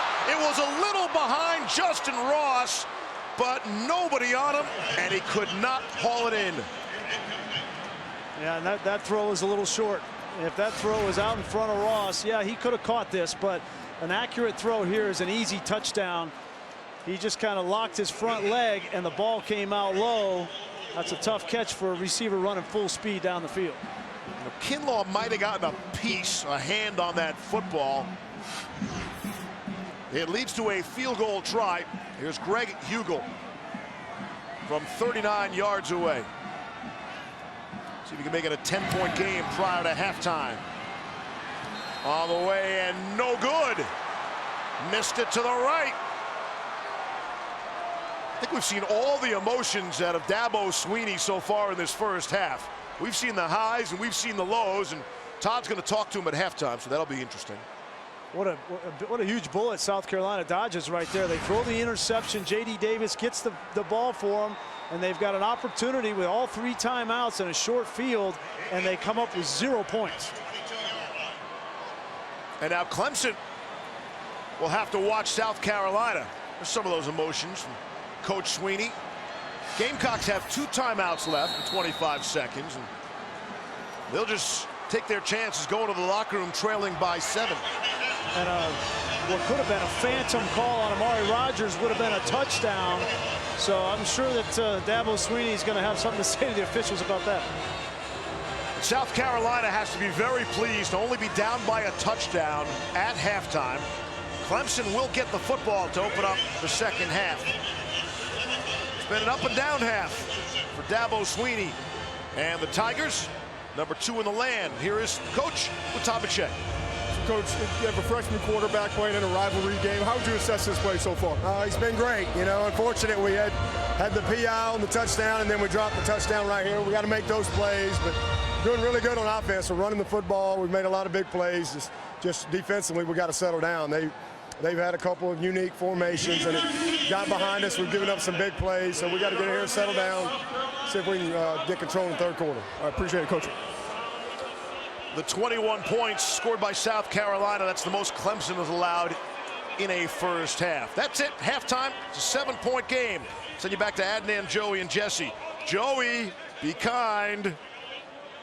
A 1-touchdown, 1-score lead for number 2 Clemson. So a lot of good and some bad by the Tigers in that first half. Yeah, a lot of good, a lot of great on offense. They were running the ball with efficiency, over 200 yards, and then throwing the ball. Trevor Lawrence got hot in that first half, but the breakdowns on the defensive side, particularly in the secondary, 2 long touchdown passes for South Carolina in that first half. Jake Bentley already over 300 yards passing and 3 touchdowns in 1 half against one of the best defenses in college football. They are more than just hanging around as we get ready to open up the second half. Steve Levy, Brian Griese, and Todd McShay put the finishing touches on this Thanksgiving weekend. That'll be a touchback, and they'll start out at the 25-yard line. So we saw number 4 Michigan go down earlier. Number 3 Notre Dame is losing, and here's number 2 Clemson with a bit of a fight on their hands. Maybe this is the big shake-up weekend, the drama that everyone has been craving around college football. That's why this weekend is my favorite weekend by far in college football. Rivalries are just different. They just are. Right. Sometimes you get blowouts, but more often than not, till the end, and I think that's what we have here tonight. Plus, you had a lot of success in your rivalry game. I don't know if you heard. You Who were doesn't like rivalries? You were 3-0 against Ohio State. We can let that go now. It was that Rose Bowl MVP, and we're moving on to second half action. Travis Etienne will open up the second half as the ball carrier. I'll tell you honestly, the other reason why I love this week is because for most of these players, for a lot of these players, not most, but for all of these seniors, it's the last time they're going to play in front of their fans. And that's a huge deal, trust me, to each one of these kids and their families. And they have enjoyed this class. This Clemson class is a class like no other in the conference anyway. Amari Rodgers will come up short of the first down marker. Clemson's trying to win a 52nd victory for this senior class. Only Alabama's class of 2017 won more games, and they won 53. And you talk about the home stadium, Grease. Should they win tonight, they would be 27-1 here at Clemson's Memorial Stadium. Simply amazing. You want to talk about a home field advantage. Third down and a couple. Etienne will get it. He will squirt through the hole and stay on his feet. And that one loss, was to Pitt, which they're going to have an opportunity to avenge next week in the ACC championship game. That will be a most interesting game. And they have not lost. They have not lost at home since that Pitt game a couple of seasons ago. I think you and McShay were here for that. I was elsewhere. I remember a great call on a final field goal attempt. You're not going to hear it tonight. On the ground, Etienne. Oh, it's a face mask. You can see that as Etienne goes out to midfield. 8+ yards on the play. Personal foul, face mask on the defense. Number 42, 15-yard penalty, first down. And they'll tack on another 15 yards there. The game we were talking about. Oh, you're not against Pitt, are you? Well, the Clemson folks are going to love you. Well, we were just talking about it, that last loss. Chris Blewett was the kicker. And let's just say he did not. Pat Narduzzi coming up with an excellent game plan as Pitt won here by 1 point. Rosendo Lewis had the face mask penalty. That leads to Adam Choice, the ball carrier now for Clemson. So Rosendo Lewis in there. He's a backup linebacker, a true freshman, but there's so many injuries on this South Carolina defense, as we mentioned in the first half. They also lost Danny Fennell, the senior, number 35, earlier in this game, who was subbing and filling in for Bryson Allen Williams. So now they've got a true freshman at every level of this defense trying to stop one of the best offenses in the country. 2nd down and 4. Here's Choice. Just can't bring him down. Final to push him back after a gain of a couple. Sherrod Green made the stop. Well, Dabo clearly came out with a plan a lot like a week ago against Duke, that we're going to run the football, we're going to get physical, and we're going to start wearing out this defensive front that has so many injuries on it. Well, and Todd, the other thing that you got to remember is they can't substitute. South Carolina can't substitute on defense because they don't have enough players to substitute. So these are the guys you got to roll with the entire second half, and a great strategy to come out and be physical and run them over. Clemson just moved up and down the field in that first half. I think it's a 3rd down. See the guy behind the background jumping up and down. 2 seconds on the play clock. First charge timeout, Clemson. And a couple minutes into the 3rd quarter. Clemson will spend a timeout. Wonder if they'll need that down the stretch.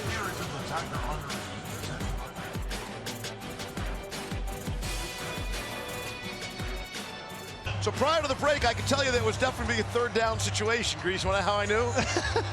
I love the face here by Muschamp. What's the deal with the 3rd down guy? Does not everyone know it's 3rd down? I think he must just be cold over there. There he goes again. Jumping bean. I don't know what his name is, but from now on, he's 3rd down guy. Does he get as excited on 2nd down? Who knows? Here's 3rd down and 2. It's ETN. And now it's a 1st down. But there is a flag. And we will check the marker before we move those sticks.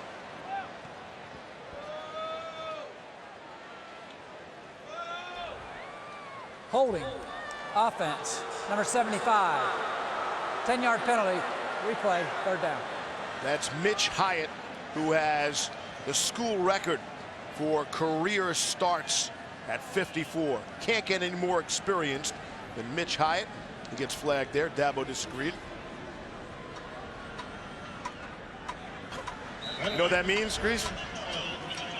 Another chance for your 3rd down. 3rd down guy. 3rd down guy. Sure, he has a name. Here's 3rd down and 12.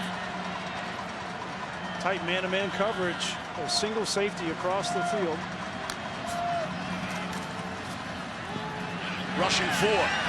Lofts one. A beautiful throw and grab by Hunter Renfro. 3rd down when the chips are down. It's Renfro who rises up to make the grab. Identified the matchup on Roderick at safety. That ball is perfectly thrown. And a very similar play there that he got hurt on last week. His head came down, hit the field last week. This time he makes the catch. Very well done. 1st down and 10 after the gain of 25. Here's ETN being dragged down from behind. Lost an article of clothing on the way. Stephen Montack made the stop. When Renfro was down in a prone position being examined last week, Dabo said he was concerned for a second until he walked over and said, "Hey, when are you getting married?" And Renfro knew exactly what the date was, and that's when Dabo said he's going to be just fine. And apparently he is. Not everyone is fine on the field. There's an injured Carolina player. They cannot lose another defensive player. That's Israel Mukwamu, who is injured. He's a true freshman from Louisiana, and he's banged up now. While he's being attended to, we'll take a look at our PlayStation Player Index, and it is the aforementioned Hunter Renfro. You remember this? Everybody remembers it. 2016 college football, the championship game, Alabama, Clemson, came down to the last couple seconds. Renfro on the receiving end. He will never be forgotten in these parts. Big gamble by Dabo Swinney to go for it. Here's the grab he made just a moment ago. One of the best players in college football, and that's plain and simple. And he's one of the greatest stories in college football. I just love covering guys like Hunter Renfro. Walked on to the place he wanted to go to school. Nobody respected him. Nobody thought he could contribute to this program. And he's going to walk out of this stadium tonight. His last time playing in this stadium, and he'll be remembered as one of the best to ever play in this stadium. Todd, what round are the Patriots going to draft him in? 4th. Very good. And by the way, no one would be surprised if that's the case. Here's ETN dragging some bodies. See where they spot him. On a serious note, there is a market, there is a place in the NFL for guys who are super clutch like Hunter Renfrow.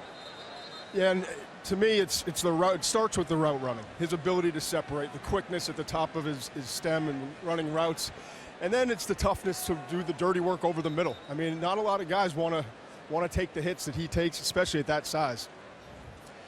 John Simpson is now being attended to, the junior left guard. We'll take a timeout.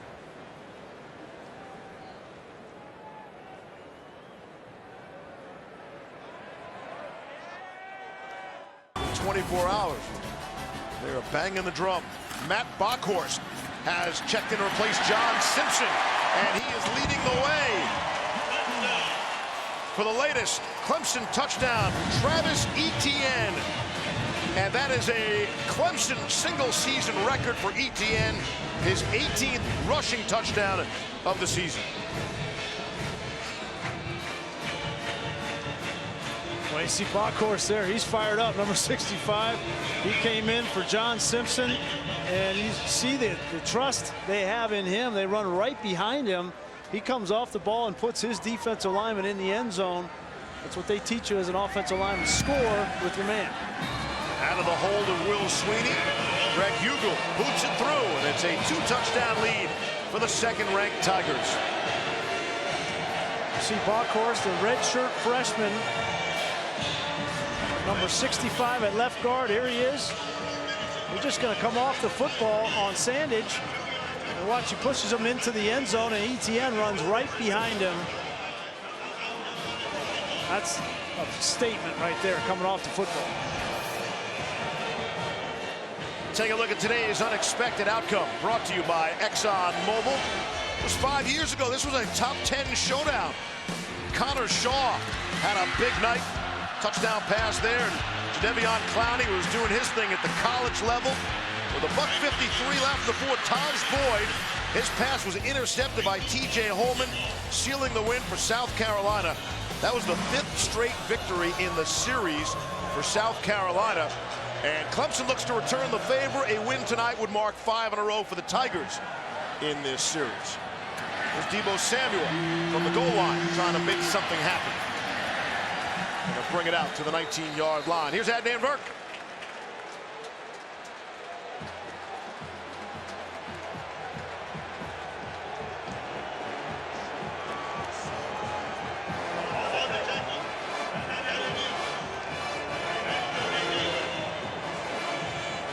Adnan, thank you.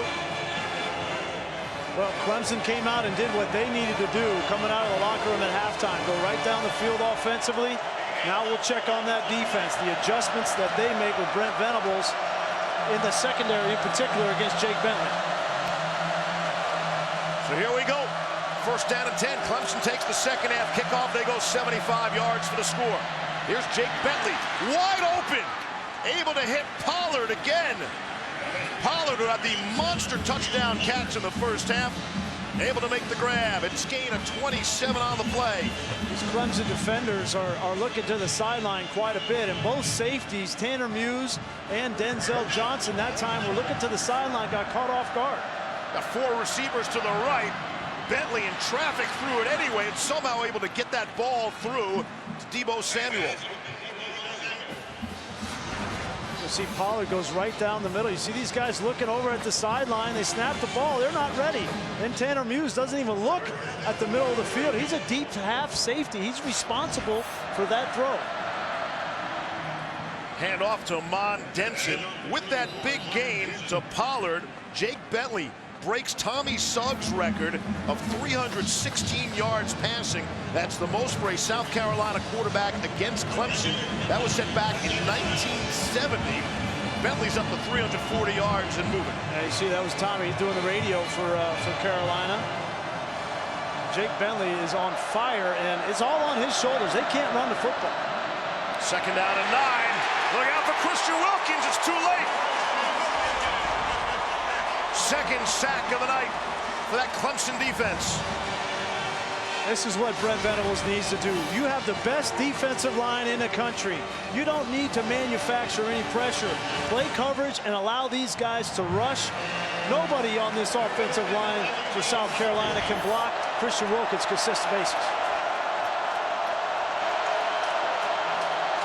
3rd and 18 and a jump. Looks like Wadham. False start. Offense, number 79. 5-yard penalty. 3rd down. 3rd time this game, 2nd on Wadham, Todd. Christian Wilkins, there's a reason why he's considered a first-round draft prospect. The quickness and power that he has in the upper body, you're going to try to one-on-one him, there's a really good chance he's going to disrupt the play. Well, Todd, I would say that the thing that really separates him is his athleticism. He's like a receiver athletically out there playing the defensive line position. How do you like 3rd and 23 against this Clemson defense? Bentley with good protection, steps into one and fires, and missed his target, Kyle Markway. Tanner Muse had the coverage. 4th down. And you see the adjustment from Brent Venables. We talk about, coaching in college, and the adjustments at a halftime are so important. They gave up so many yards in the passing game in the first half. They come out with a very different strategy. Rely on your best players up front to get pressure and protect your secondary, and they get this stop defensively. Here's Charlton on for just his 2nd punt, standing at his own 31.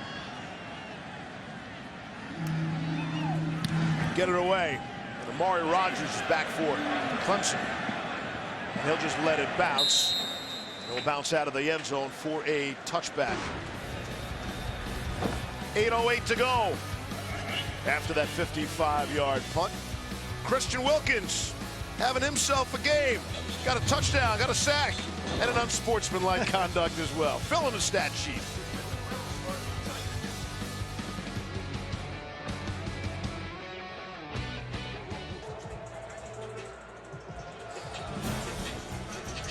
Expedia reminds us that we are here.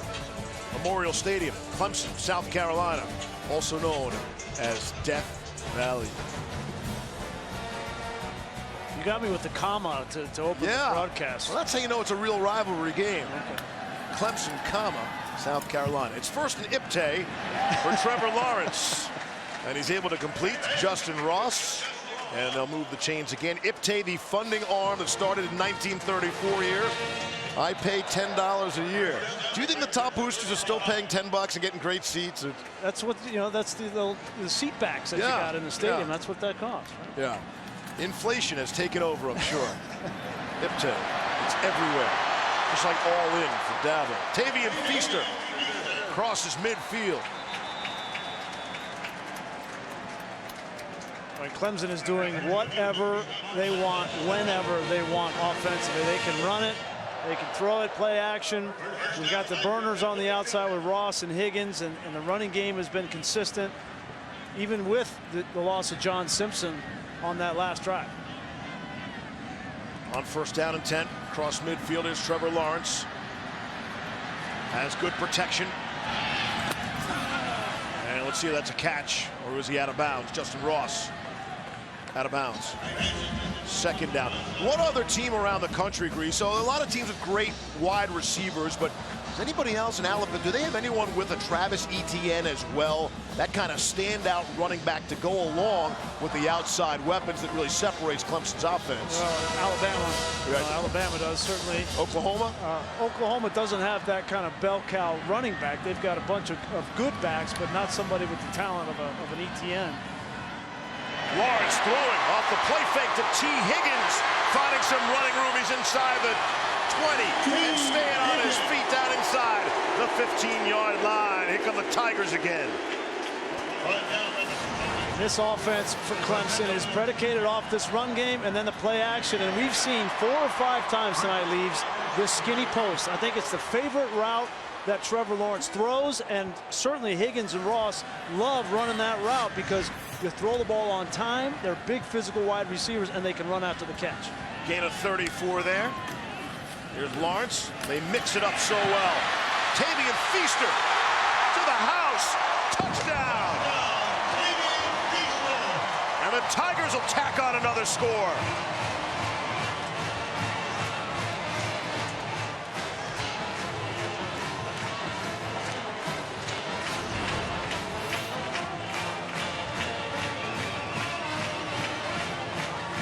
Touchdown.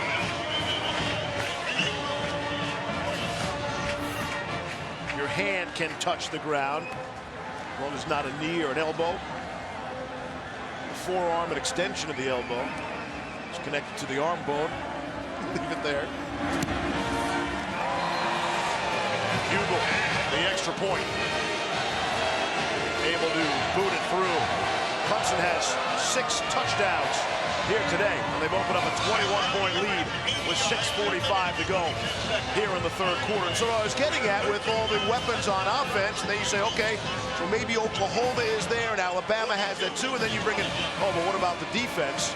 And that leaves you probably with Alabama. Yeah, Alabama. And maybe no one else. Well, you know, so Georgia, people forget about Georgia, okay? But Georgia defensively is really good.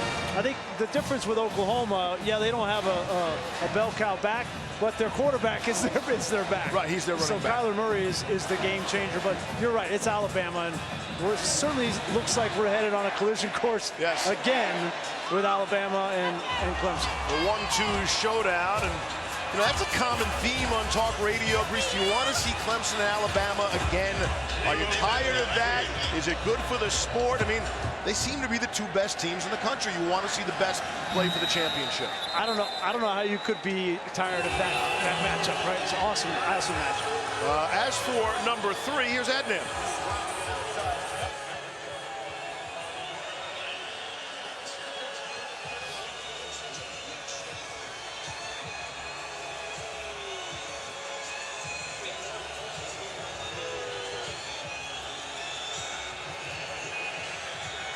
Thank you for noticing, Adnan. That's his Bear Bryant imitation, Adnan. I wore it at Tuscaloosa this year, too. Everything else is navy blue. Getting bored with my wardrobe myself. Anything we feel. Worse. Got it. Check. Brian Edwards, another reception, his 3rd of the game. Todd, a thought on 1 versus 2? You good with that? Yeah, listen, does it get old to a certain degree? Yeah, maybe, but I also think every time we've had that matchup, it's been a really good game. Shi Smith on the receiving end. And I guess for the other college programs around the country, if you don't like it, do something about it. Then try to out-recruit these 2 schools. Todd, how do you think the Clemson skill players match up with what Alabama has? It's a good question. I think Damian Harris is probably a little bit better than Travis Etienne, but not by much. Yep. And I think Clemson's deeper at wide receiver, but Alabama's very deep too, and their top guys are exceptional. So I think it's really close. 2 first-year starting quarterbacks that are playing with a lot of confidence. Here's Bentley, and he airmails one over Brian Edwards' head. Dexter Lawrence came in and put a shot on Jake. How about the defenses, Todd, then? Well, Clemson has the front. They make some mistakes in the secondary. That's going to have to get fixed, but I think defensively they're every bit as good as Alabama, in my opinion. Yeah, you know, after watching tonight, Todd, I got to be honest. Yeah, I have concerns about the secondary for Clemson. They have had some communication issues. They've had some matchup issues. And Alabama's defense has gotten better as the season's progressed. Yes. We've seen some slow starts out of Clemson as well. Last 2 weeks, for example. Check the marker. See if Crosby moves. False start. Offense. Number 3. 5-yard penalty. 2nd down. That's Casey Crosby, and the 4th such infraction on the Gamecocks tonight. But it's kind of interesting because I think Clemson offensively has gotten better as the season has gone on, but defensively they've had some lapses, and so they're going to have to continue to shore that up in the secondary as the season goes on.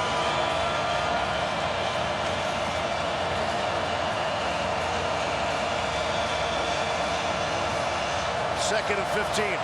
5 on the play clock, flashing a lot of signals. What does all that mean? It means a run to Mon Denson for a few. J.D. Davis made the stop. Davis earlier had the interception, the lone turnover of the game. Again, his dad is Jeff. He's the All-American linebacker here at Clemson, national champion in 1981. Sailed across the middle. Jacob August, welcome to the ball game. His first grab. Jake Bentley is continuing to play and stand in there and take some shots. He gets hit here by Joseph, the linebacker, but delivers a strike to August, who comes up gimpy. But that's how you have to hit as a safety these days. 17 yards on that completion. Back to Denson, breaking some tackles. Then he was tripped up and couldn't get his balance back, and they're going to mark him just short of the first down. And South Carolina and Brian McClendon have made the decision to go as fast as possible now. Not worried about the defense. They're just trying to get something going, some momentum offensively. Something came out flying, maybe a mouth guard off of Denson, as he's gotten the majority of the carries. J.D. Davis able to bring him down. Yeah, something there. That was a violent collision there, and it's starting to get chippy. Denson and the freshman Xavier Thomas were getting after it on the last play. Denson has 11 carries for 39 yards, and he's their leading rusher by far. Rico Dowdle has checked in now. And here is Dowdle. Did not play last week. Kendall Joseph made the stop. I can take a look. That may have come off of Joseph's face mask rather than Denson. I'm not sure. That's paint? We trading paint? May have been a visor. Out to Samuel. Oh, what a play. What a tackle. We'll see where they mark him. Like right at that imaginary, not so imaginary yellow line. But Isaiah Simmons in space, able to hang on. And it is a first down. Great effort from Deebo Samuel. Despite the score of this game, South Carolina has an uphill battle, but there's no question about the effort from South Carolina offensively. Here's Bentley. Cocks and throws. Too tall, too high for Kyle Markway. And Markway's a guy who goes 6'4", 242. Couldn't haul it down.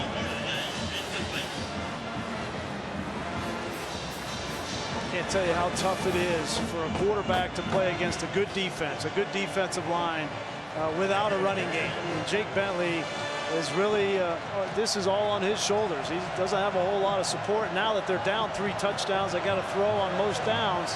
That's the most difficult spot to be in as a quarterback, and Jake Bentley has been up to the challenge. Second down and 10, Clemson 20. On the ground for Denson, able to turn the corner and stick a foot in the turf. And they get banged out of bounds down at the 4 by Tanner Muse and company. First and goal. A little semblance of the running game. You're starting to get Denson. He had a physical run on Joseph. Now you're starting to soften up that Clemson defense, and nice run on first down. First and goal, it is Denson. Lowers the shoulder for a yard or 2. J.D. Davis made the stop. Denson really was forced into play, and he probably shouldn't have played in that Ole Miss game, but they just had nobody else to hand the football off to, and all Denson did was have 12 carries for 102 yards and ripped off a 69-yarder at Ole Miss. The game of his young career, but he's not going anywhere that time. And to bring up a third down and goal, Dexter Lawrence saw to that. Yeah, this is where they have really struggled, right? Inside the 5-yard line. They went for it in the first half on fourth down, weren't able to get the ball in the end zone, and without that physical inside run game, it's very difficult to score in this area of the field. This is the 14th play of the drive.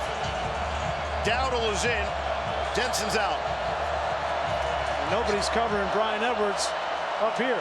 Late personnel changes by Clemson. Snap On third and goal.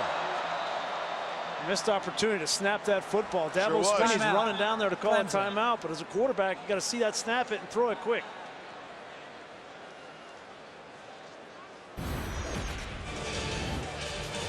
They had a substitution issue. 2 guys coming off, 2 guys coming on, and right there, he's at the line of scrimmage. Snap it and flip it out there for a touchdown.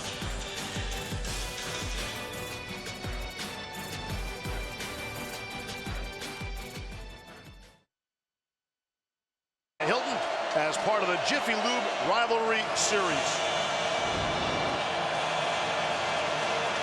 Through the fog and the smoke, 3rd down and goal for South Carolina. Spencer Eason-Riddle has checked in, number 45, in a fullback position. I think I have to throw the football to get it in, Reeves.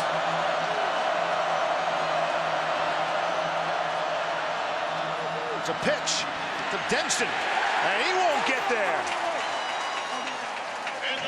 Austin Bryant saw to that. Cleveland Furrow was there also. 4th down and goal. Well, you made the decision in the first half to go for it on 4th down, and now you're down 3 touchdowns in the second half, approaching the end of the 3rd quarter. So I think Will Muschamp is going to go for it.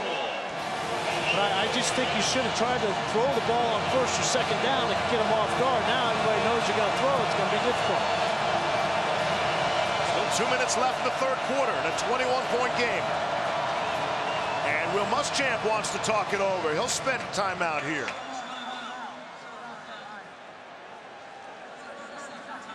You mentioned the gamble from the first half on a 4th and goal from the 3, and you were assuming field goal, right? Yeah. You were shocked. I wanted the points, but you take that chance. I mean, I understand it, but this is a difficult defense to score on, and then Clemson went right down the field and scored with Christian Wilkins. So I think here, if you get an opportunity with Brian Edwards, man on man, just throw it up to him, give him an opportunity, because you bring pass interference into play there too.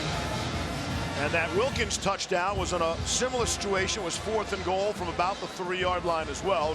Wilkins got stuffed the first time. They gave him a pitch the second time, and he's able to use his momentum to get into the end zone for the score. You know, a lot of teams like to roll out in this situation and get the quarterback on the edge. I'm not as big a fan. The only reason is it constricts where you can throw the ball as a quarterback, and the defense knows that. If you roll to the right, then all the defense has to cover is that half of the field. Not throwing back across your body. Right. Unless they sneak someone out, but in man coverage, you have somebody for that. So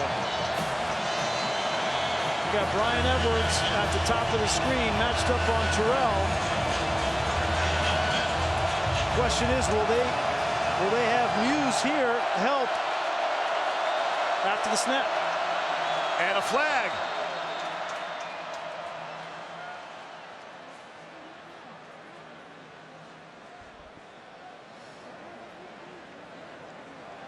Like Farrell might have done a somersault in the middle of everything, trying to get set Delay there. a game on the defense. Disconcerting signals. Half the distance. 4th down. Okay, doctor, I haven't heard that call. Haven't heard that call in quite some time. Disconcerting signals. Yes. Actually, I don't think I've ever heard that call. Right.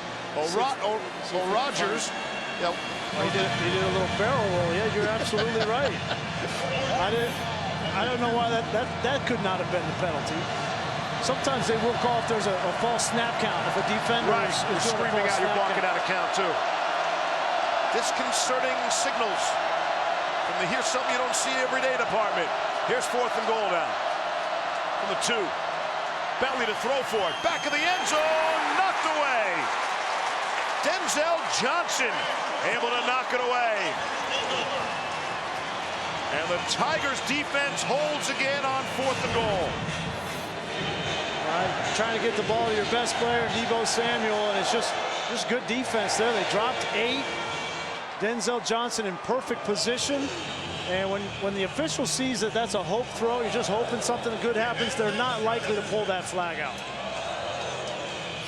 So for South Carolina, the frustration now of a 15 play, 73-yard drive with 0 to show for it. And when they look at this film tomorrow, they're gonna look inside the 5.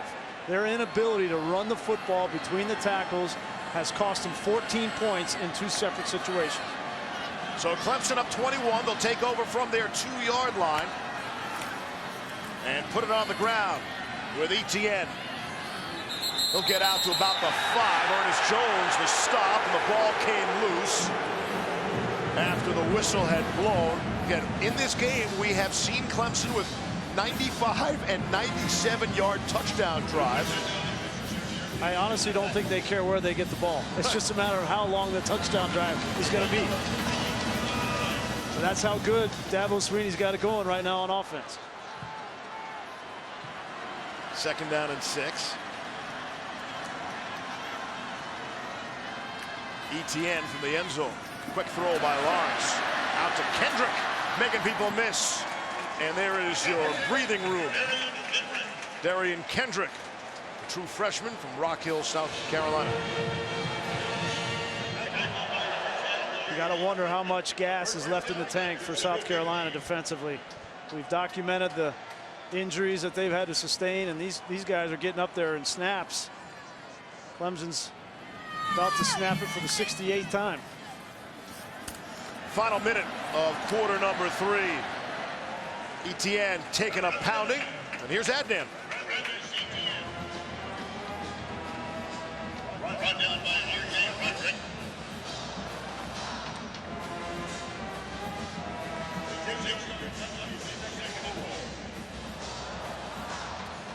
So Texas A&M, Adnan, in their game against Clemson, the Tigers won, but they allowed 26 points to A&M. That's the most points anyone has scored against this Clemson team. And here's South Carolina stuck on 21 so far tonight as we get ready for the 4th. Maybe the final play of the 3rd. Little one-touch pass to Kendrick. And making people miss. Darian Kendrick. Amazing how Clemson continues to churn out these skill guys on the outside, young and old. And that will do it. It's a gain of 19. In this in-state rivalry game, Clemson enjoying a 21-point in the final home game of the 2018 season. I don't know how many more games there will be in Clemson season. They'll play in the conference championship, and the playoffs most likely will await these Tigers. That'll be 1 or 2 games. Lynn J. Dixon, the ball carrier, true freshman from Butler, Georgia.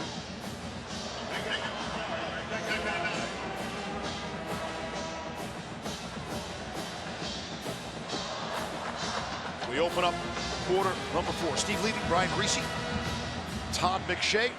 You're continue to have an excellent Thanksgiving holiday weekend. Here's Lawrence. He'll tuck it and run. That was one of the things Dabo said last week about Lawrence when he was misfiring. At least he was making some plays with his legs. Had a big run in the first half here tonight. Yeah, you know, I go back to that one run against the first game he started against Syracuse, and he got hit on the sideline and had to come out of that game. And Dabo's been cautious with him running, but so listen, that's a big part of his game that people overlook. He can run, he can move. They're going to need him to do that as this playoff chase continues down the stretch. But be smart when you're caught. Make sure you get down. 3 rushes for 48 yards for Lawrence rushing tonight. On 3rd down and 3. Give it to the professional running back. Travis Etienne is just tripped up. Or he would have had another touchdown. You call him a professional. He's still an amateur, but he's on his way. Just the shoelace. And then his job title is running back, as opposed to Trevor Lawrence. He handled last week like a professional. He kind of, he got talking to in the first half, didn't play well, and handled his business, came back ready to play this week. Etienne's over 100 yards rushing tonight, 21 carries, buck 21 on the ground. And it's Dixon this time, the ball carrier. Did you set off some fireworks? So I wonder if there's some kind of special effects. Fog has rolled in going into the 4th quarter that has natural Mother Nature effects. The fog rolling in. Keir Thomas is being attended to. 42-21 Clemson.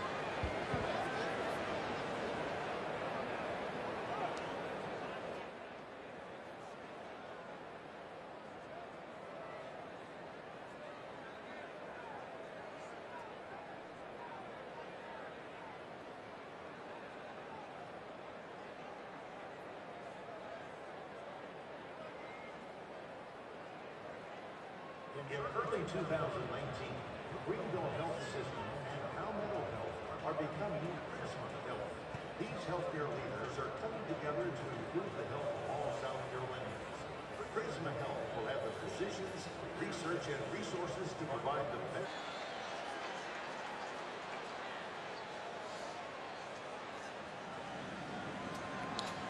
All right, Ed, thank you. And a game will be interesting as they go to the fourth quarter. We are already there in the early stages. The fog has rolled in here in Clemson. That's Kendrick going all the way across the field for first down yardage. Probably ran 30 and got 10 yards on the play.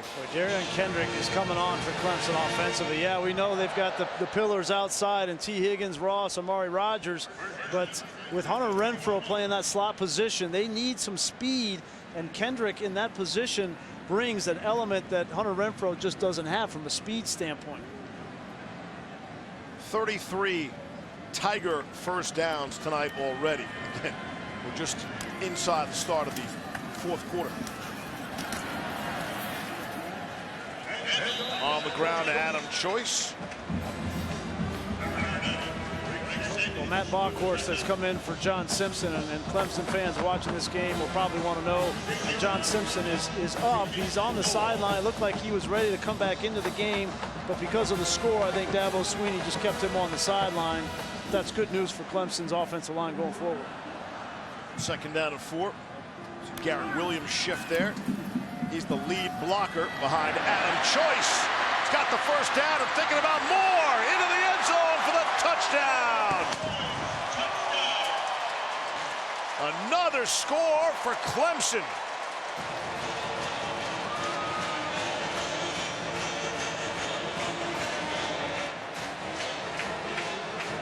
Grease, I'm hesitant to point out that this drive started from their own 2 because I know it doesn't matter to you where they start, but that's a 98-yard touchdown drive.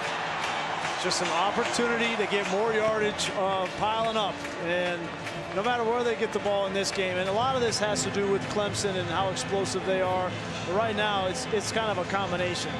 There's no gas left in the tank for South Carolina. Their injuries have taken their toll, and there's no confidence there. And so there's no chance for them to stop this offense. And that is a Clemson school record 41 rushing touchdowns this season for the second-ranked Tigers. The extra point is good, too. Dabo Sweeney turned 49 earlier this week. Clemson won. Lou Holtz retired as South Carolina head coach at the time. Steve Spurrier would take over. And the NBA's Malice at the Palace happened just one day prior to the South Carolina-Clemson brawl. South Carolina will take over at the 25, but first here's Adnan Virk.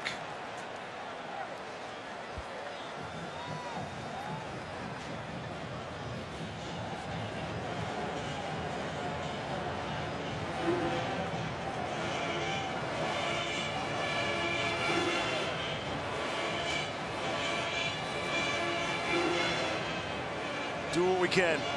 Doing the best we can, Adnan. Thank you. So what do you mean we're not going to fit into our 3-hour and 15-minute window here? It's like, who's got a Snickers bar? Going to be here for a while. How are they not sponsoring our college football games at this point? 12 minutes left in the fourth quarter. Let's see what South Carolina has left in the tank as we look at the veteran and the freshman. I know that Clemson is in control of this game, but Jake Bentley has played very admirably. Yes. I mean, 300 yards in the first half, single-handedly kept South Carolina in the game through halftime, and it's kind of gotten away from him here in the second half, where he's had to throw it pretty much on every down. Now they're running the football knowing that, listen, we just need to take some time off the clock. What impressed me most tonight with Bentley was his patience and then his toughness in the pocket. And he took hit after hit and really just never fazed him. Here's Bentley to throw. Steps up and completes to Deebo Samuel. And Nolan Turner got a fistful of jersey. I mean, the word on Bentley from those who have seen every game said the kid's played one bad game all season long. Kentucky. That game against Kentucky. Other than that, he's been very good and getting better as the season has progressed. And again, they'll play a makeup game at home against Akron next week. Well, offensively, they have been getting better and better. And Brian McClendon is in his first year calling plays for Will Muschamp. And they have gotten better as the season has gone on. And Jake Bentley has gotten better. And he's just a junior. Have an opportunity to come back with some pieces on offense. You know, a year ago, they only averaged 22 points a game offensively, and this year they've come in and added 10 points to that total, averaging 32 a game. So they have gotten much better. That hasn't been the issue. The issue has been defense. Right. But if you want anybody to fix your defense, Will Muschamp has got to be at the top of the list. The line from Muschamp was a couple of years ago, it was like bringing a slingshot to a gunfight here. They lost 56-7. Totally embarrassed. They said they had players playing who shouldn't have been playing. True freshmen who are now, by the way, juniors who gained valuable experience. And again, they're going deep in their defense again with all the injuries tonight. So people will hopefully pick up some experience that will benefit them down the road. But not tonight. As the flag flies in late, Johnson and Turner, the coverage on Samuel. Pass interference on the defense, number 24. 15-yard penalty, first down. It's Nolan Turner. Well, that's a bad call. Yeah, and it's even through the fog, I don't see that.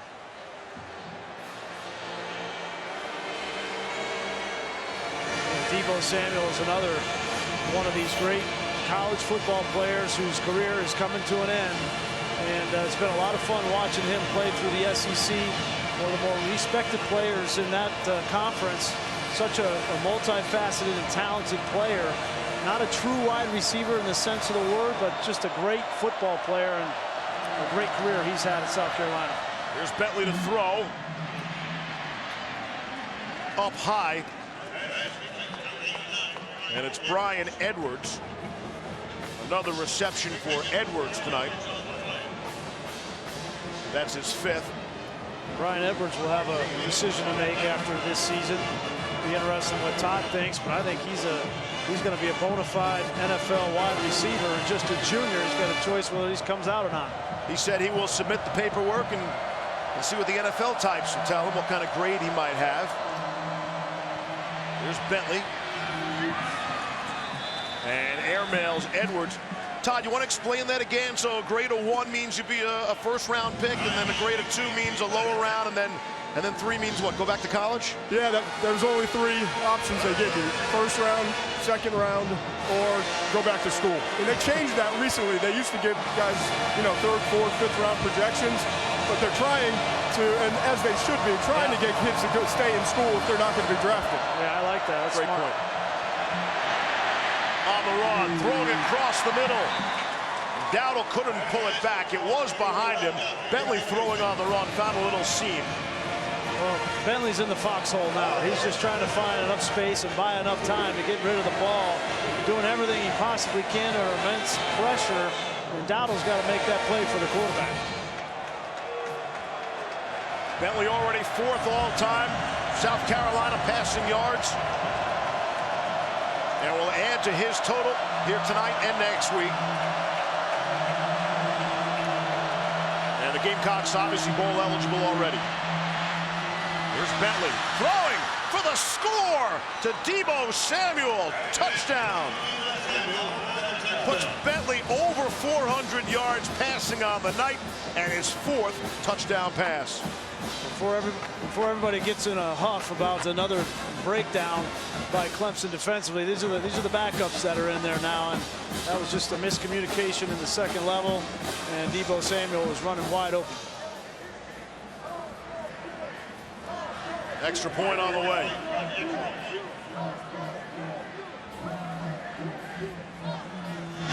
For Parker White.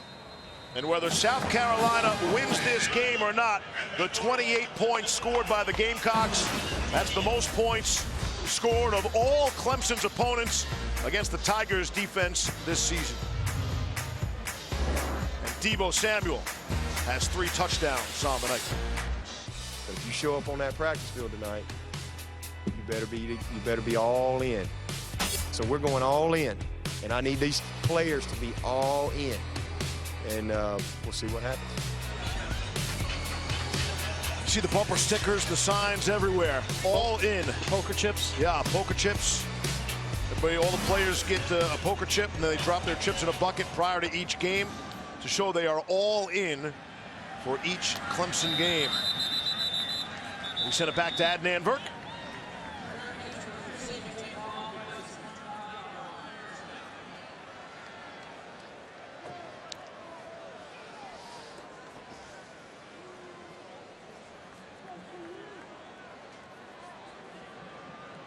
And then thank you. Keep us posted. You know, what's amazing to me, that kind of motto that came out of that first press conference. All in, yeah. 10 years ago, all in. That he was able, as a 37, 38-year-old, I think at that time, wide receiver coach, right, that had an interim opportunity, that he was able to strike that tone. And that tone of this all-in and that culture has lived now for 10 years here at Clemson. And it's been the right tone, and it's stuck. And it's pretty amazing when you think about it. He had never called plays, never been a coordinator, obviously never been a head coach. But there's something about Dabo Swinney that he was able to get the pulse of what this organization, what this program needed at that moment, and it's been so good that it's lasted for 10 years. And he's had some help along the way. He has what he calls a dandy dozen. From his first ever recruiting class, 12 guys, half of them are wound up on his coaching staff. So people have bought in, and they've stayed with him in the system. And Dabo's got a lot of great sayings, right? So be empowered through the game, not defined by it. And live the legacy. Don't worry about leaving a legacy and those kinds of things. And look, it's easy when you're winning and everything's going great to buy in. We understand that. And I would imagine there are a lot of people jealous of what Dabo Swinney's got working here in Clemson. And there's our man, third down guy. I bet he already has a Twitter handle, @thirddownguy. Here's 3rd and 8.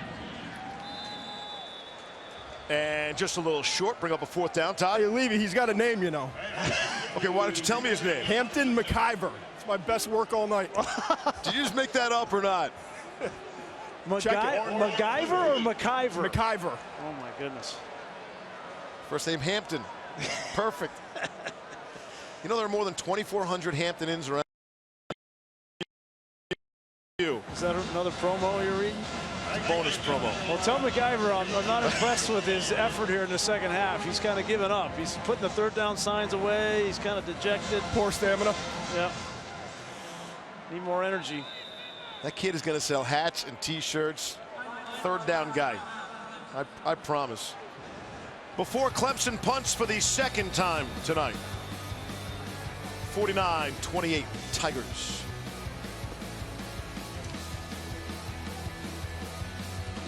On 7 minutes to go, and Dabo's still coaching them up. Yeah, he's upset with Isaiah Simmons. There are only 10 guys on the field, and Simmons was the 11th guy.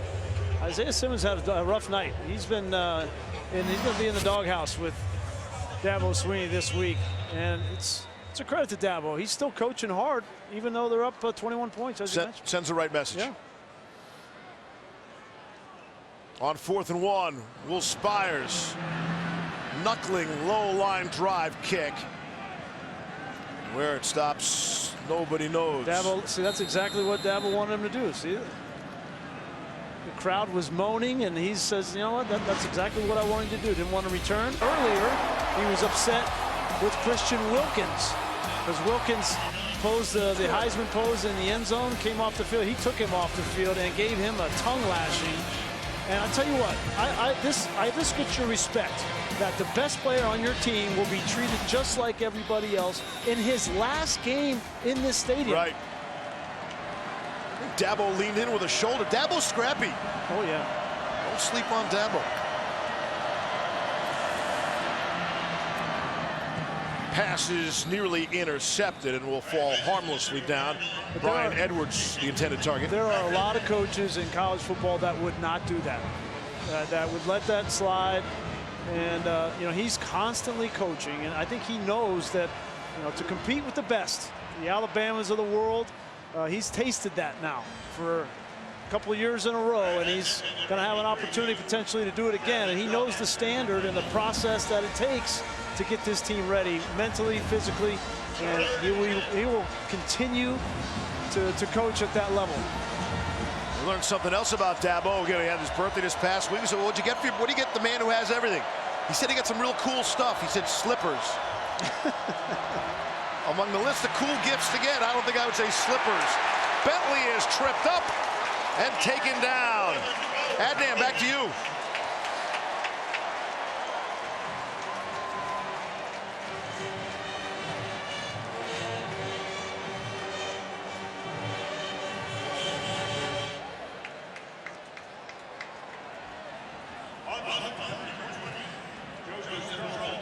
All right, Adnan, thank you. And that game will decide who hosts the Mountain West Conference Championship game next Saturday night on ESPN.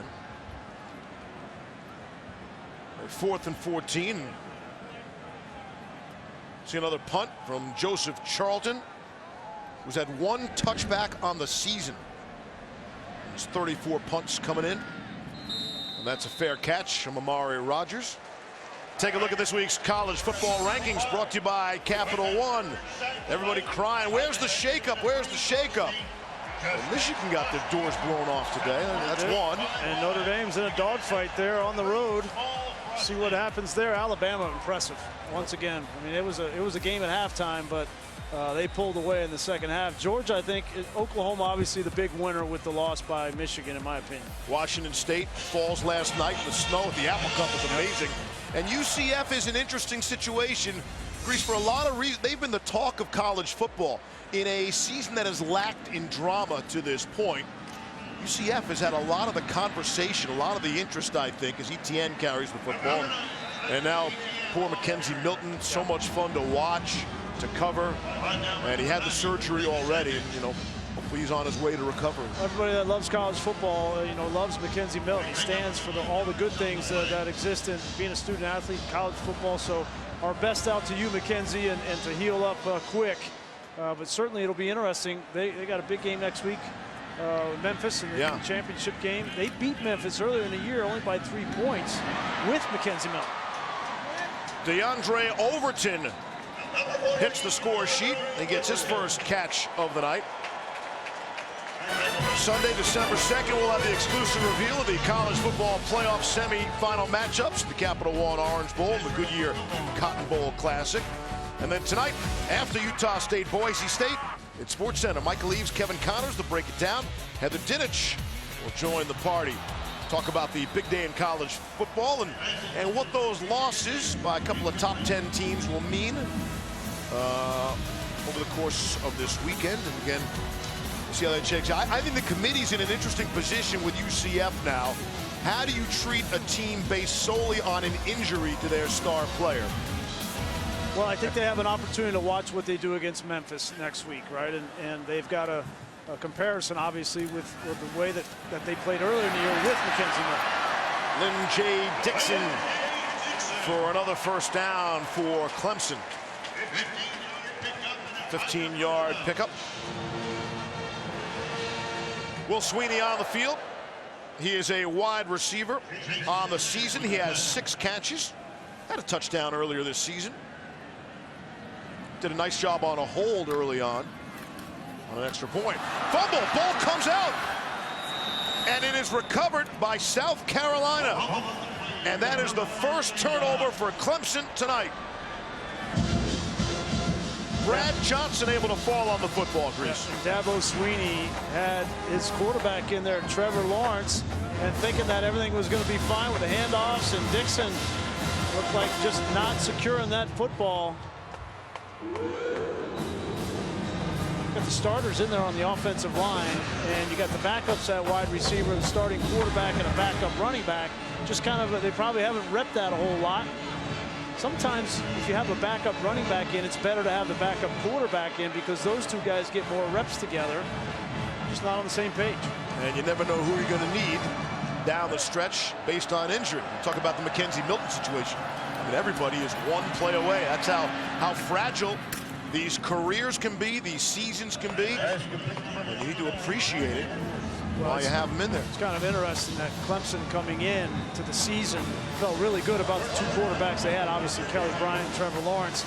But I think they found a diamond in the rough in Chase Bryce, who came in and won that Syracuse game for them. Outstanding quarterback. Here's Rico Dowdle, the ball carrier, trying to turn the corner. Kelly Bryant's going to make a decision on December the 4th. He's already visited Arkansas, Mizzou, North Carolina, Mississippi State. Canceled his visit to Miami, which was interesting to a lot of people. And maybe a second visit to Auburn upcoming. That'll be interesting. This was a hockey line change here that all gone wrong. 2 minute men Legal on the ice. substitutions on the defense. 5-yard penalty, first down. They had guys in the backfield. They had guys trying to get on and get out. They're trying to put their starters back in. It's a 21-point game, and they get half in and half out.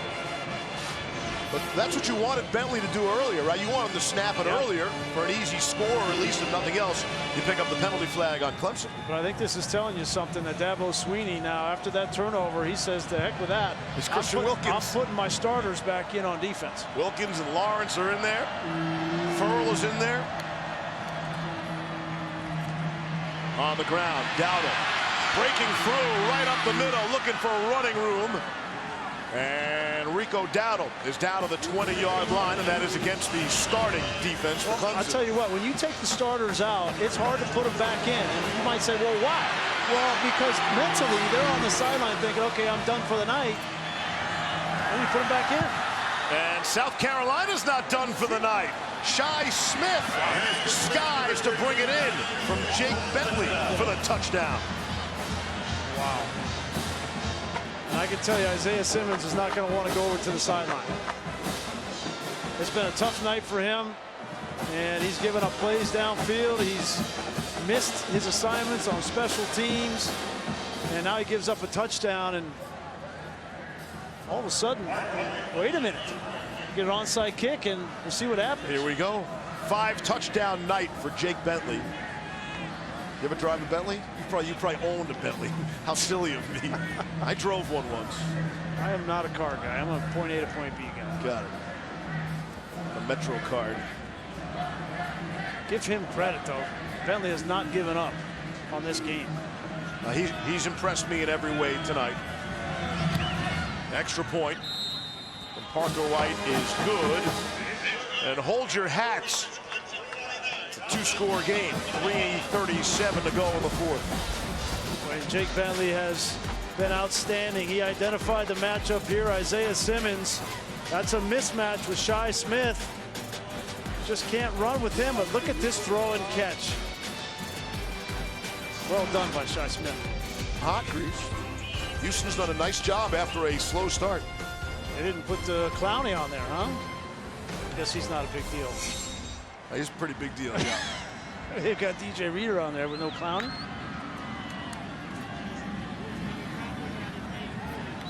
Those were just the Clemson players, Grease. Okay. But the truck and the people there really appreciate you pointing that out to most of America. Team player. Happy Thanksgiving, Grease.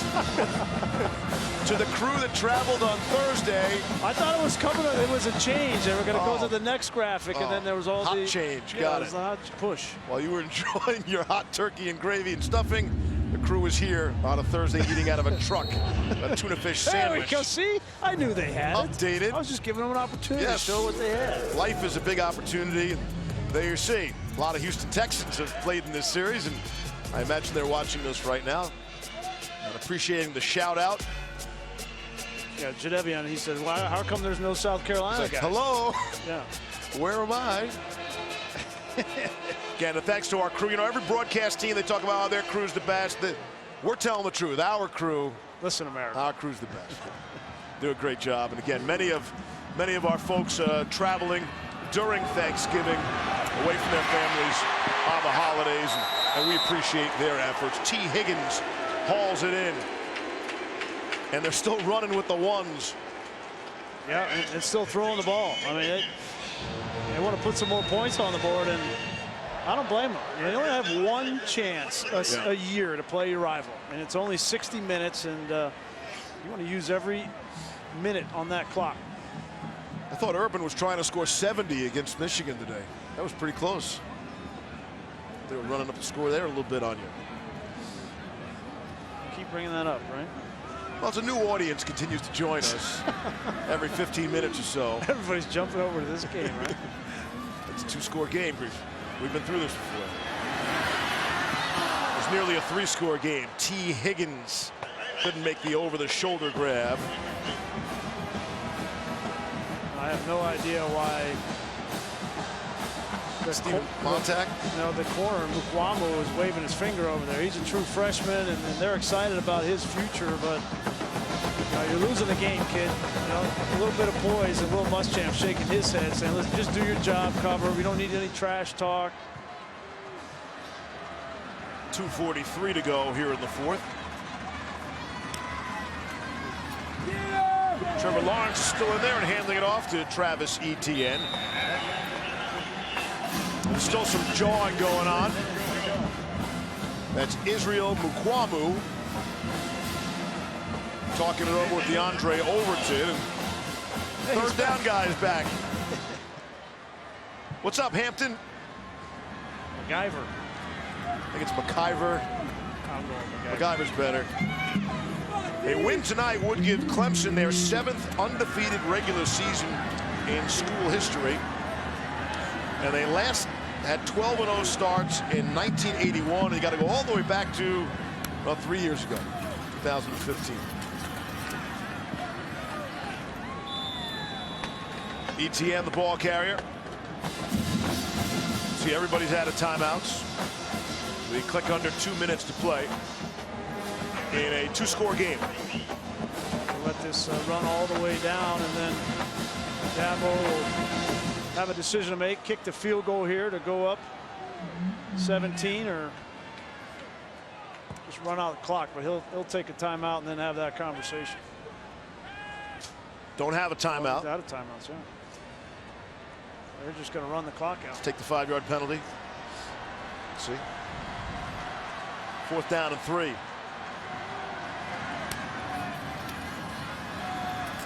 Lawrence throwing for it and completing. Hunter Renfro still in the game. And another first down for Renfro and these Tigers. Will Muschamp's coaching to the last second as well. Good to the last drop. Well, and that'll do it. Now you can take a knee.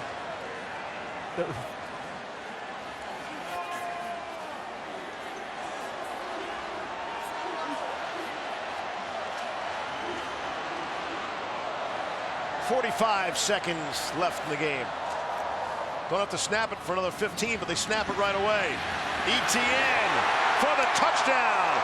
Another touchdown. And it's double nickel time for the second-ranked Tigers.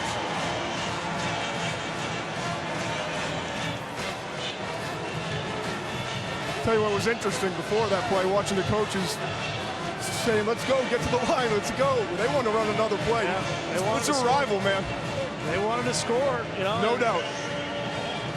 They're in that position, as long as you're running the football, Will Muschamp can't have an issue with it. But you got to stop him. If you're going to run the ball right up the middle, not much you can do. Travis Etienne, who was so frustrated 1 week ago, 28 rushes, 150 yards rushing tonight, and 2 scores.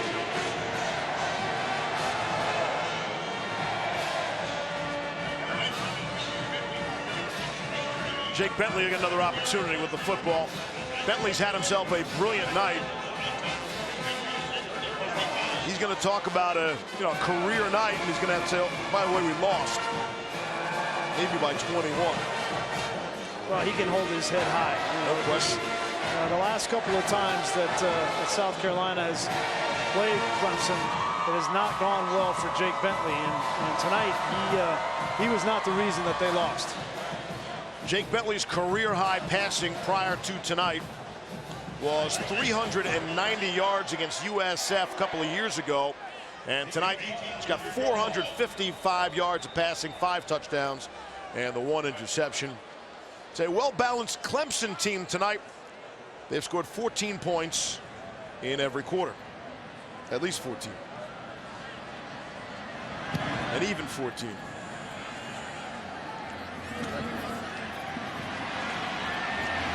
And through the fog, Dowdle. And maybe one last update from Adnan Virk. Maybe.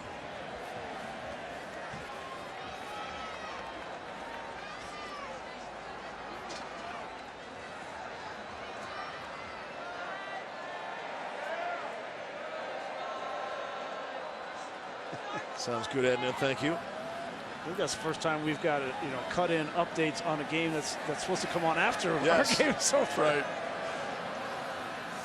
They've taken their sweet time here in Clemson tonight. Been an interesting evening for Dabo. Get his thoughts with Todd immediately following this game.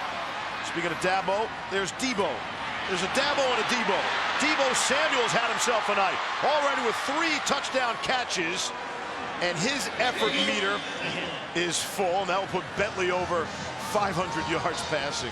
Just love that kid. Yes. I mean, every kid watching this game, South Carolina's not going to win, but you couldn't tell by the effort there from Samuel.